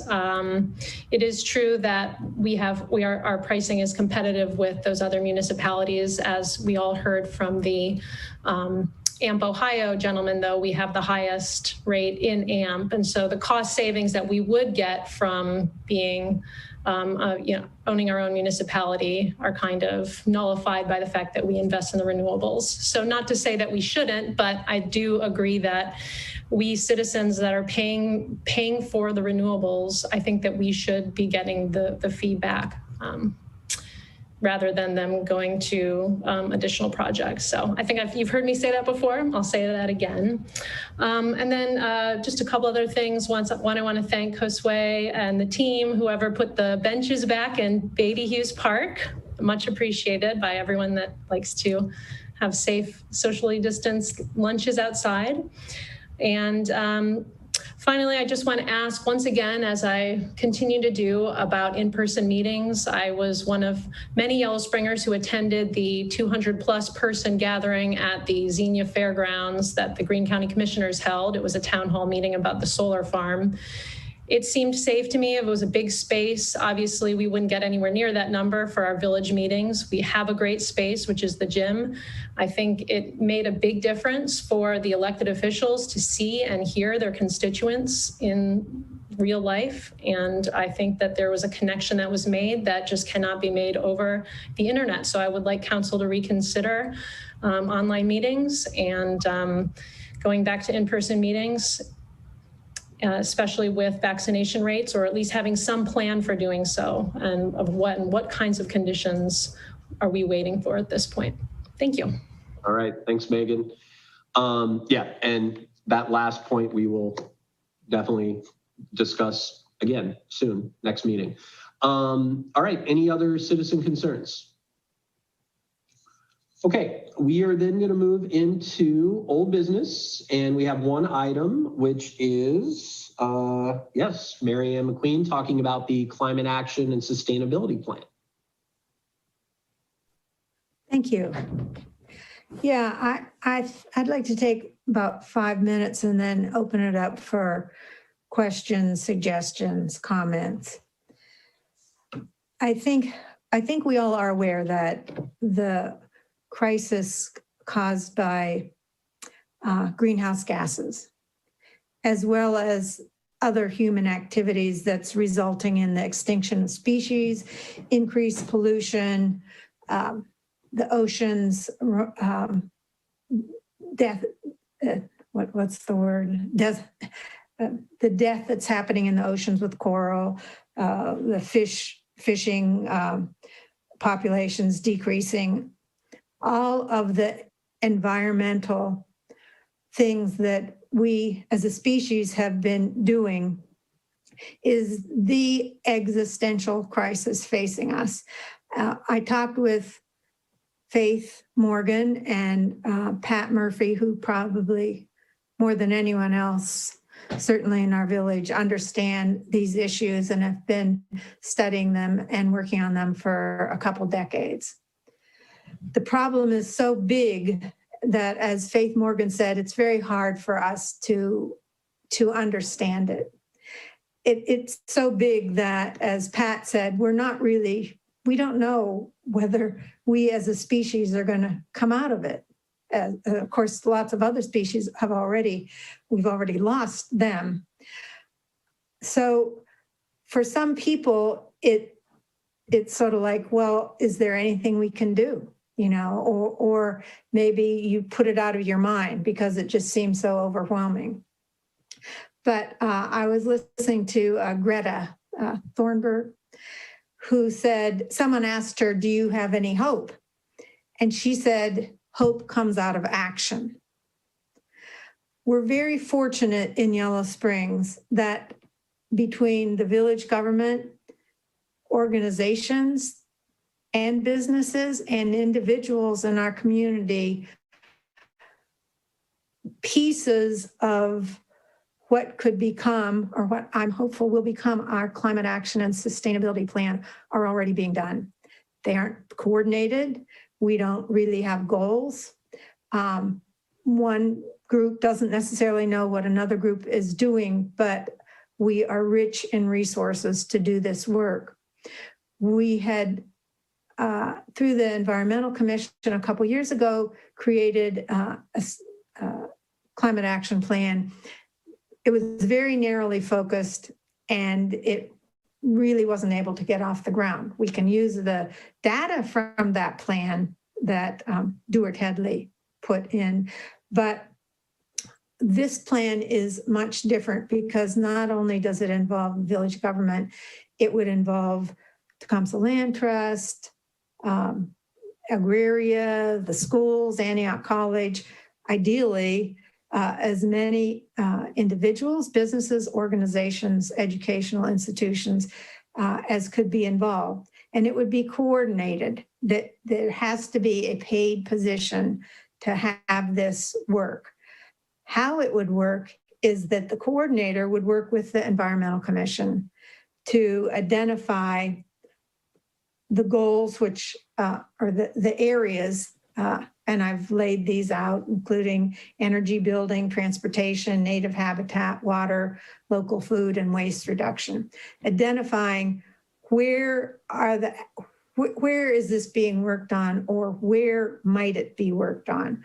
So, for example, let's take transportation. There's not a lot we can do about cars and trucks going through the village, but there are some things we can do. We are already increasing ways for people to walk. We can increase bike friendliness. For example, the bike borrowing system that's being proposed. In all of these areas that I've identified, there are things that are being done and that there are things that can be done. And the idea of this plan is that the people who would be doing this work would be instrumental in creating the actual goals.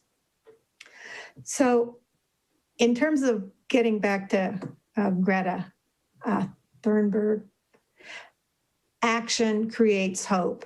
This is a plan that, one, acknowledges things that people have been doing and gives people the opportunity to do something. And I think we all know that if we're passionate about doing something, we're going to do it.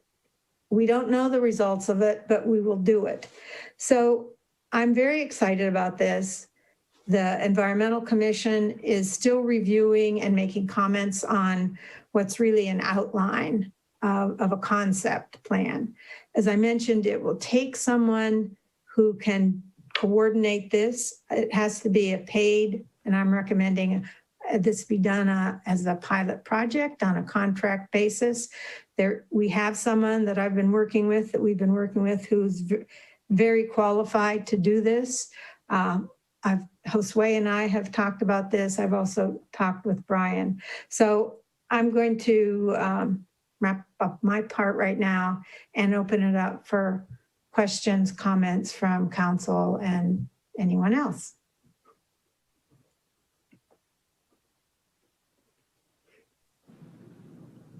Okay.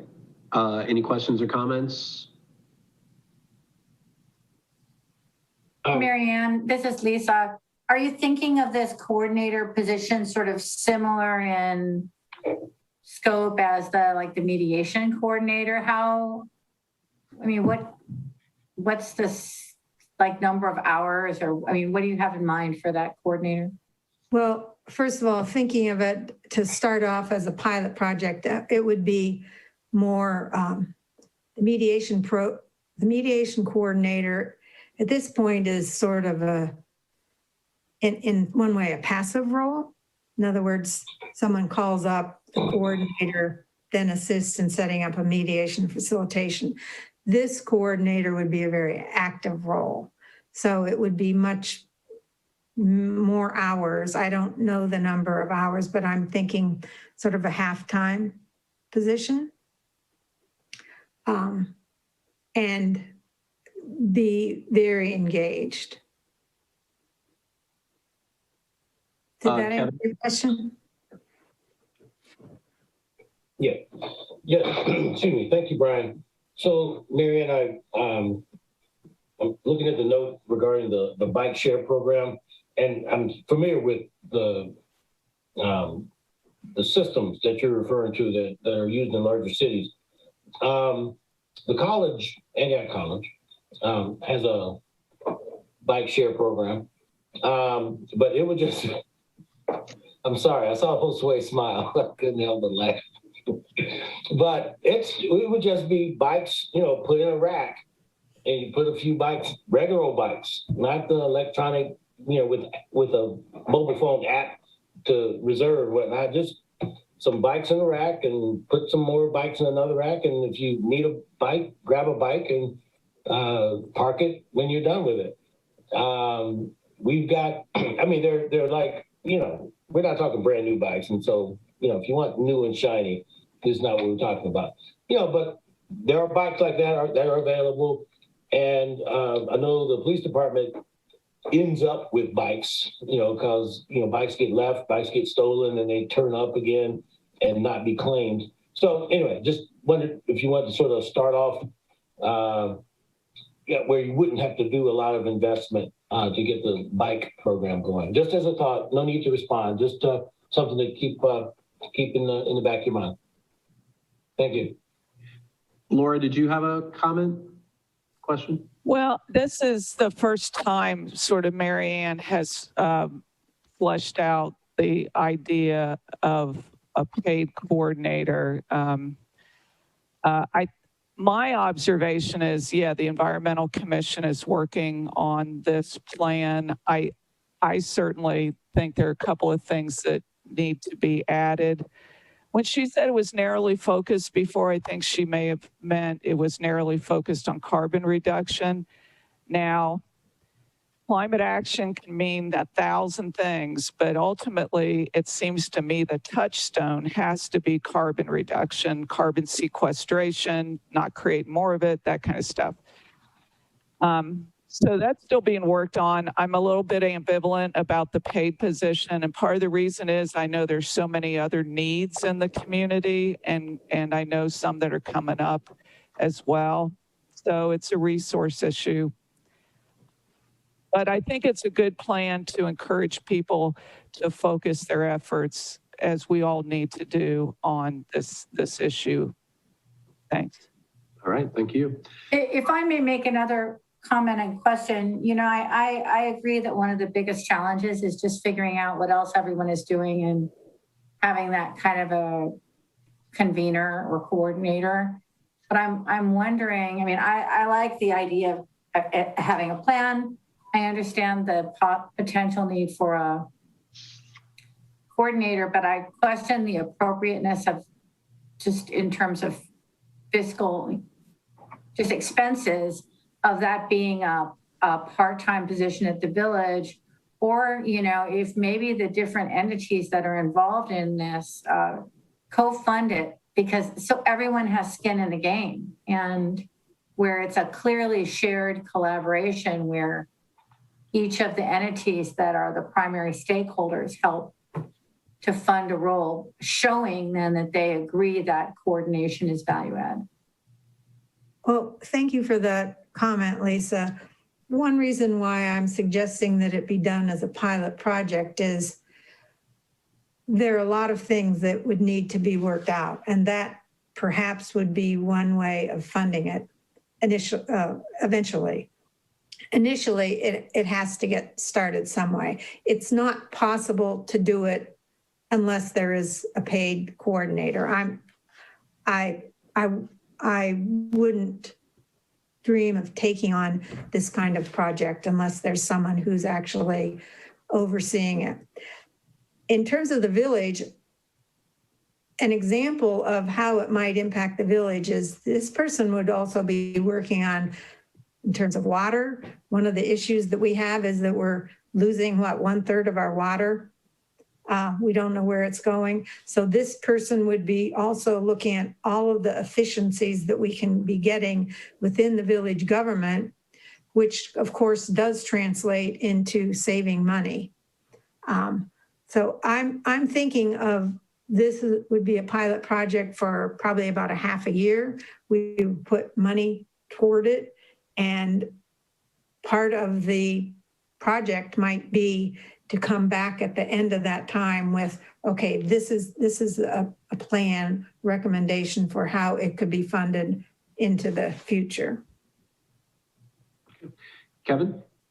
Yeah, and another thought regarding that paid position is to consider a Miller Fellow to do that work. I don't know how appropriate that would be, nor am I sure of the village's experience with Miller Fellows, but that's, a position that would be paid for, by the community foundation. And, it would be someone that's young and energetic, and I think you get a mileage out of there. Again, just another thought for consideration. Thank you. Somehow I do not think that a Miller Fellow would be able to take this on, but I think a Miller Fellow would be a great asset to have as part of the program. Well, and there's also the Encore Miller Fellows. I don't know what their mission is currently, but again, there's just, perhaps some untapped potential there. Mm-hmm. Okay, so Marianne, is this something that is coming back as a proposal, or? Yes. Okay, cool. All right. Anything else you wanted to add, Marianne? No, not right now. Okay, thanks a lot. Thanks. All right, we're going to move into new business then, and Kevin is going to talk a little bit about inclusive Yellow Springs and some of their proposed actions that the village might take. Thank you. Thank you very much. I know I've got 10 minutes on the agenda. I do not plan to take it all, given consideration for where we are. Let's wait. If you could present, and I'm not looking to see what you are already, but if you could present that letter, excuse me, and I'd like for you to ensure that everyone could see the 3 bullet points as well as the signature block.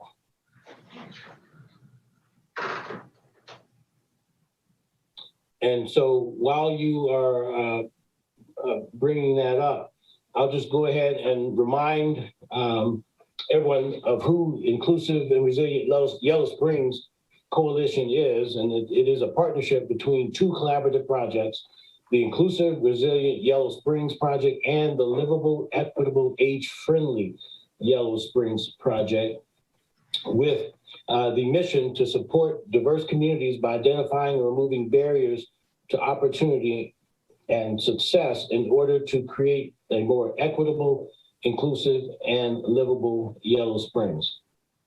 And as the letter comes up,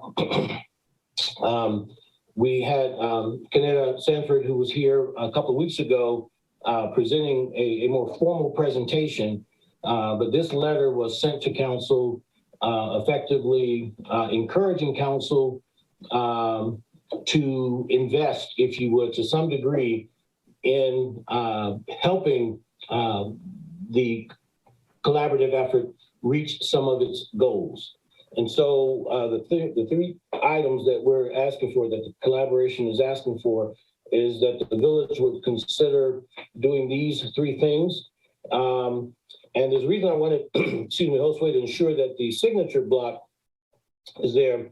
So you can see that, this effort is represented by a broad swath of the community. Whether one feels it sounds, whether the messaging sounds slanted towards one organization or another, again, just look at some of the names and you can know some of the organizations in the village that are represented here. So one thing we would like to have the council consider is creating, and I will acknowledge that some of these things might have been addressed to some degree over time. But first of all, consider sending a letter to Greene County Commissioners asking that they join Montgomery County in providing funds for rental and utility assistance for those impacted economically by COVID-19. Additionally, we'd like to ask that the village consider setting aside funds from the recently enacted COVID Relief Act to extend financial support to renters that are struggling in Yellow Springs and extending the excellent program administered by Florence Randolph and funded by the Wise Community Foundation and Miami Township initially.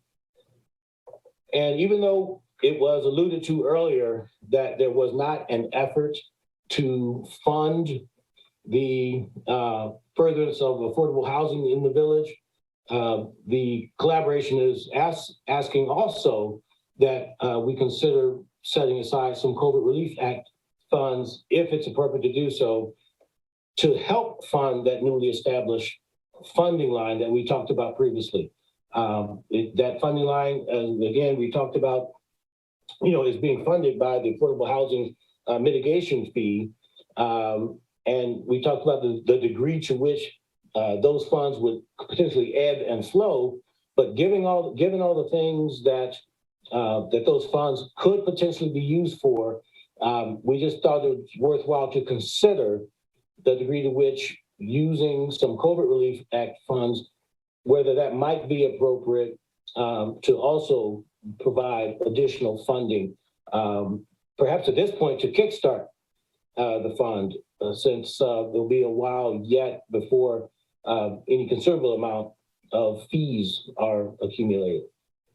So as the village's or the council's representative to this collaborative effort, I was asked to formally bring these efforts or these asks or these requests to council and ask that we consider taking actions as it is deemed appropriate.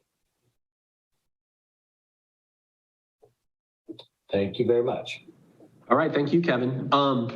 Well, I mean, to me, the letter is something that we should do. I don't know if anybody has any objection to that.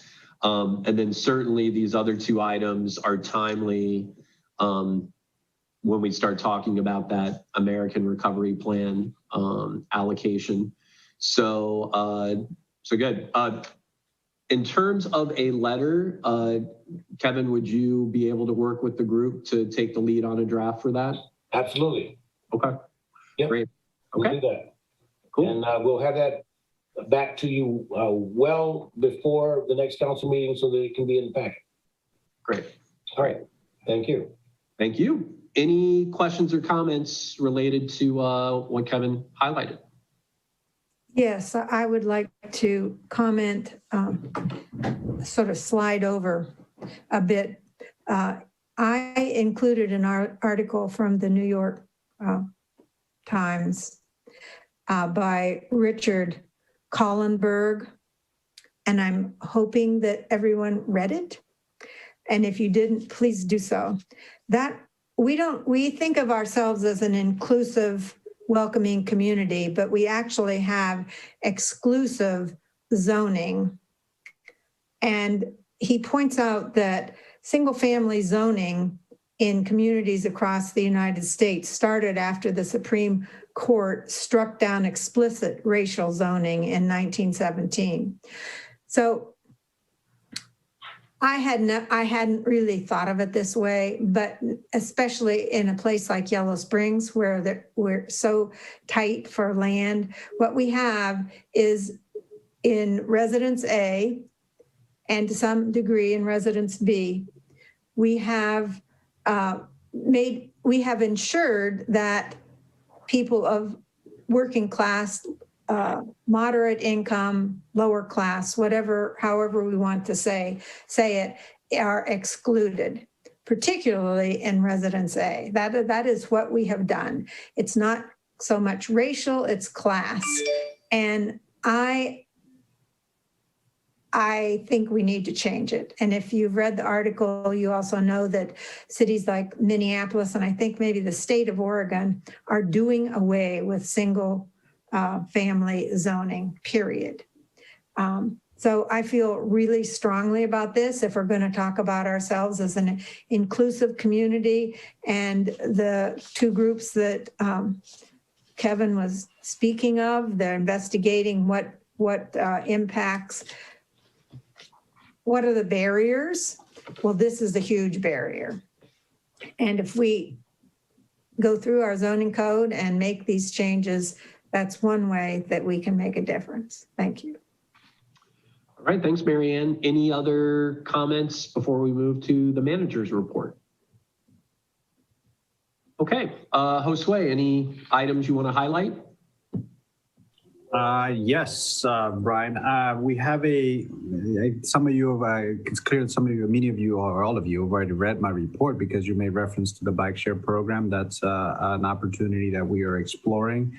We've had an interested citizen express willingness and eagerness to have a bike share program start up in the community, and they're willing to contribute money to. So we're, with council support, we would like to continue exploring that program. What would an intra-village bike sharing program will look like? I'm a fan of the programs. When I left, because earlier when Kevin was speaking about the Antioch bike share program, because I'm very fond of the Antioch bike sharing program from my days at Antioch.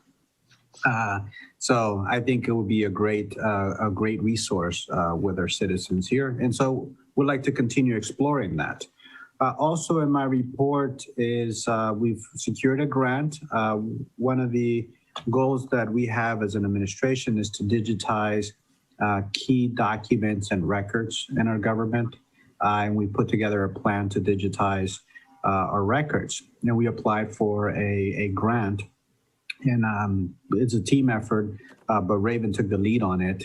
And we secured a small grant, $1,600, but it's $1,600 more that we have now to offset the purchase of commercial equipment, such as commercial scanners and software to aid us in this effort to digitize these records. So that's, now that we secure those funds, we'll continue to make improvements with the digitization of records.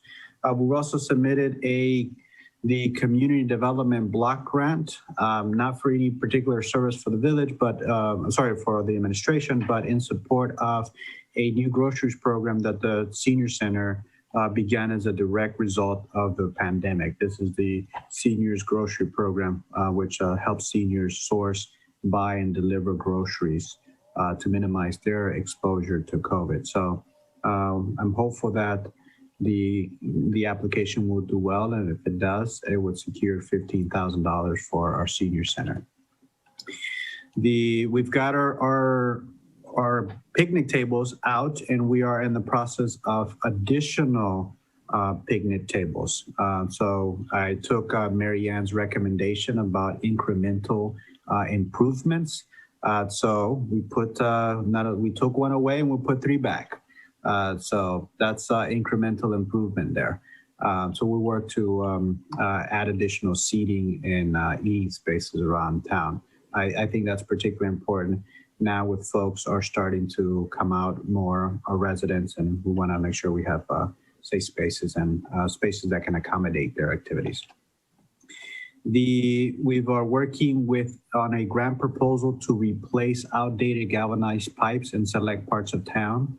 So we plan to bring a resolution to council in the second meeting of May. We are recruiting for the mayor's court clerk, and other positions are well underway. The pools, we are making job offers this week, and we'll be onboarding the entire pool team for a May 29th opening. So I hope you've got plans to secure your swimming trunks and can be out there for the pool opening day. The other jobs, we've got the mediation program. I've gotten feedback from the mediation team, and we are, I think, in a good position to make a new hire for that. The health insurance enrollment has been successful. We had 20 employees participate or enroll in the voluntary vision insurance program, which is great because with that level of participation, we were able to negotiate a health insurance contract with no premium increase. If you recall, as part of your approval for the health insurance enrollment was a 3% increase, and we said we could bring that down to 1.5% increase if we were able to secure 7 participants in the vision health insurance program. Well, we had 20. So what that translates to is 1, additional benefits for our employees, and we're able to continue our medical insurance coverage at no additional expense to the village or the employees. We had a planned power outage in the downtown, so we replaced those 2 big power poles that were really in bad shape, and we happened to schedule that on the National Lineman's Day.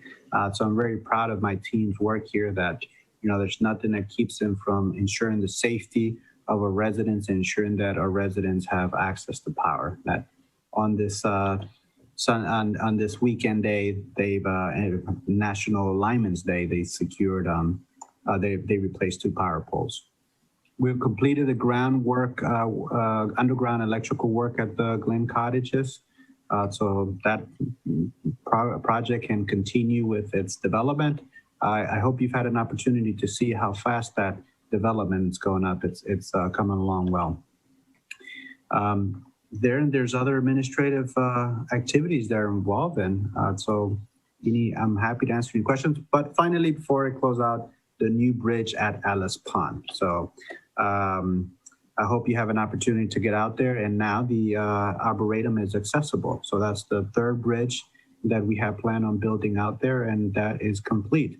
So what's next for Ellis Pond? Over the weekend, we had a situation where over 40 fish floated to the top of the water. So not a good sign. So we're investigating what caused the death of so many fish, a snake, and possibly a turtle. I heard a turtle was found dead, but I could not locate the turtle. So we're investigating that. And we plan to install aeration devices, and we hope that would improve the health of the pond by introducing oxygen in the water. I think that's my report. All right, thanks, Josue. I have a quick question, and then I'll see if anyone else has any. So I've been noticing comments and kind of hearing fairly often that the hand sanitizer stations are empty a lot. And so I don't know if you've heard that, but yeah, I guess whatever we can do to make sure that those are. I have heard that, Brian, and not just in person, but not just on Facebook, but from people who've communicated with me. And the team, actually, Johnny and I spoke on this very issue last week on Friday and this week, and our folks are going out there to refill them. Johnny, well, one thing before Johnny comes on, I would say that we do have folks vandalizing our hand sanitizer stations, using them as ashtrays and as other objects, which I don't know what the purpose other than vandalism. Johnny, do you want to add anything? I know over the weekend, Devin filled up the hand sanitizers. There was 4 gallons used over the weekend. And then I had the street department go back out this morning, refill and check every one of them. And they did that again this morning. Okay. All right. Thank you. Does anyone have any other questions or comments for Josue? Not questions or comments, but once Josue is done, I did want to glom on to his manager's report to talk about the Over project. Hey, Brian? Yeah. To go back to what you was talking about earlier, I think the dog park groundbreaking is set for the 18th of May at 2 p.m. Okay. Great. And team, we've got a couple of things coming up on the radar. Probably, since we have time now, I'll put them out there. We'll be putting out a bid for our IT services. Our contract with the IT firm expires in June, and our renewal options for that contract have been utilized. So we would like to put that bid out. So we'll be putting that bid out, and so that's in the works. We'll also have a couple of things come to council and in the coming weeks. I mentioned the galvanized pipe that we're looking to replace. Johnny, we also got a couple projects. You want to just squeeze them in here? We have the tree bid that's coming in, and that should be next week as well. And then we have the farming that should be coming. Yes. And something else. Mm-hmm. And we'll have a lease for the farmers market. I made a presentation about that a while ago. Now that there's greater activity happening at the farmers market, we want to bring that lease for council's approval. On the farming project, if you recall, we had an organic farmer, and the individual had some challenge farming. We lost our farm credit for not farming our land for a couple of years. We are in negotiations with a local farmer to plant some cover crops to be able to get us in good standing with farming of those fields and hope to recover our farming credit. So we've got that project. That's going to go on a season by season basis. So we'll work with Brianne on that contract. And any farming that happens on the village-owned properties would adhere to the village principles and goals, which is not to use pesticides and other harmful agents. This way, the water plant guys are going to go take 5 samples from Ellis tomorrow morning. Okay, great. So we'll be measuring nitrates, phosphorus, pH levels, and a few other chemicals that we are able to measure ourselves for the Ellis Pond. Further down the road, Johnny, we've had in our capital improvement plan doing the work, the painting on our water towers. So we've done some work on that. We had one proposal and a couple investigative meetings around that, and I think in a couple months we'll come back to council with a proposal. If you recall, that is a significant expense, and that is something that we must do. Okay. All right, Kevin, Ober. So annexation is in. We've put in a presentation about what to expect, and we wanted to do that right away because we knew there would be questions. We knew there would be questions from our citizens to council, and I know there's a lot of strong ideas and opinions about this project. So we wanted to give council the information on the timeline and what to expect. We have a meeting already scheduled for the 7th. That's part of my team will be meeting with Ober Development to review the site plan and talk about the development agreement so that we can hash that development agreement as part of the annexation process.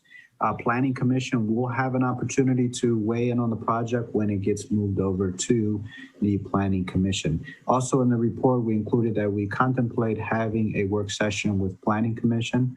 So anything that comes to Planning Commission would not be something new or out of the left field somewhere, if I got that expression correct. So we are being intentional about how we approach this project. I became aware today that January of 1984, I believe, some time ago, Ober had planned on developing a 48 unit apartment building complex in the village, and it fell through, and a lawsuit ensued. And anyway, so Ober, this wouldn't be the first time trying to develop something here, and we want to reassure council that the team is thinking about all the things that we need to be thinking about. One is the zoning regulations, our infrastructure, affordability, what are the goals of our community, what are the things that our resident needs are, and we'll have some input from select council members, from the Housing Advisory Board, and other key individuals that have become part of the development agreement team. Okay. So update. Brian, you know, a few of you have gotten hopefully you read it. I just sent it a couple days ago, and I've raised this issue before, but so first of all, in full disclosure, I live at the corner of Spur and Southview. So I acknowledge that that I'm included as the residents in the area that I'm speaking on behalf of. And that is with regard to potential increases in traffic in the existing neighborhood when the overdevelopment is fully underway. I brought this up a couple months ago and was under the impression then that, and let me just get to my point, I'd like to consider or have the overdevelopment consider whether the main entrance into that development could come directly off of US 68 as opposed to coming through the development or the existing neighborhood, which would mean Allen, Spillane, Southgate, Kehoe, Edgefield. Oh, and of course, Hyde Road would be a big one. So I know it's a big ask. I know there's ODOT concerns with trying to do a turn off of US route. The ground, the soil between the planned development and 68, from what I've understood from folks at Xylem, that ground is not contaminated. The ground nor the water are contaminated. So that's not an issue. I understand there will be some cost. I've reached out to the folks at Xylem to see if they'd be interested in letting go of, I'm not saying sell, but just vacate enough property to create a lane off of 68 into the development. Again, there's, I'm sure, ODOT concerns and other things, but I think we are far enough out in terms of time to where it could be a legitimate consideration. I am not considering the cost because I don't know what it would cost, you know, but when you consider, you know, all the folks up and down Spillane and other parts of the existing neighborhood that will be negatively impacted, you know, by the increase in traffic of that many homes, I think it's worth the village having some serious conversations in negotiating with about the development plan to to fully vet creating that gateway, if you will, into the development off of Xenia Avenue. I'll be saying more about it because I'm inclined to do so. Again, I've talked to plenty of my neighbors, and it just makes sense to either do it or give us firm, legitimate reasons why it shouldn't be done. And again, I will keep beating that drum until we are satisfied with the information that we're getting. All right, and that's all I have for now. Thank you, Kevin, and I appreciate the feedback and the concern. And it's not a new concern for us. We brought this up in one of our mini meetings with Ober, and the primary issue came up is that they don't own the land that abuts 68. So they can't plan or make plans on land that they do not own. So that's a significant barrier there. Josue, I might interrupt you and just say that I think we've got the concern, what citizens are asking for, at least some in that area, are some specifics and that to be evaluated. But I feel like we probably need to wrap up tonight's meeting. So thanks for bringing that up, Kevin. Thanks for all the great details, Josue. Future agenda items. Anything anyone wants to highlight? I have 4. I just want to second you, Kevin. I don't get to do that very often. But, so I have 4 new agenda items.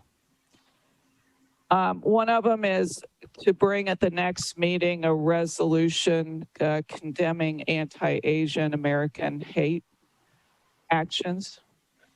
I'd like to talk about and with Josue and maybe Brianne, I think it is time to start considering some amendments to 2020-12 and 2020-13. These are the amendments or the ordinances that were, excuse me, I'm tired, that were passed in the emergency phase of COVID. And I think we're in a much different place now, as Megan Bachman pointed out. Along with that is talking about returning to in-person meetings. I think, vaccines and some of the new more time, more studies, some guidance out of the CDC about out of doors and not having to wear masks, et cetera. Anyway, and then health insurance access for elected officials when they're not us, but the next time somebody's elected. Access to health insurance, hopefully, is a human right, and it's very hard to get in this country. And I think that'll encourage some people to think about running, even if they could just get access if they paid the full premium. And the last thing, Brian, we need a justice system coordinating committee meeting for sometime after May 10th. At the May 10th meeting, 365 is going to consider a proposal for a citizen review board, and that needs to be vetted by the Justice System Coordinating Committee. Thanks. Anything else? Okay, well, I will entertain. I know, Judy, we've got some other things in our notes, but I'll go ahead and entertain a motion to adjourn. I move. Second. Okay, all those in favor signify by saying aye. Aye. All right, thanks everyone. Have a great evening. Thank you. Bye. Good night.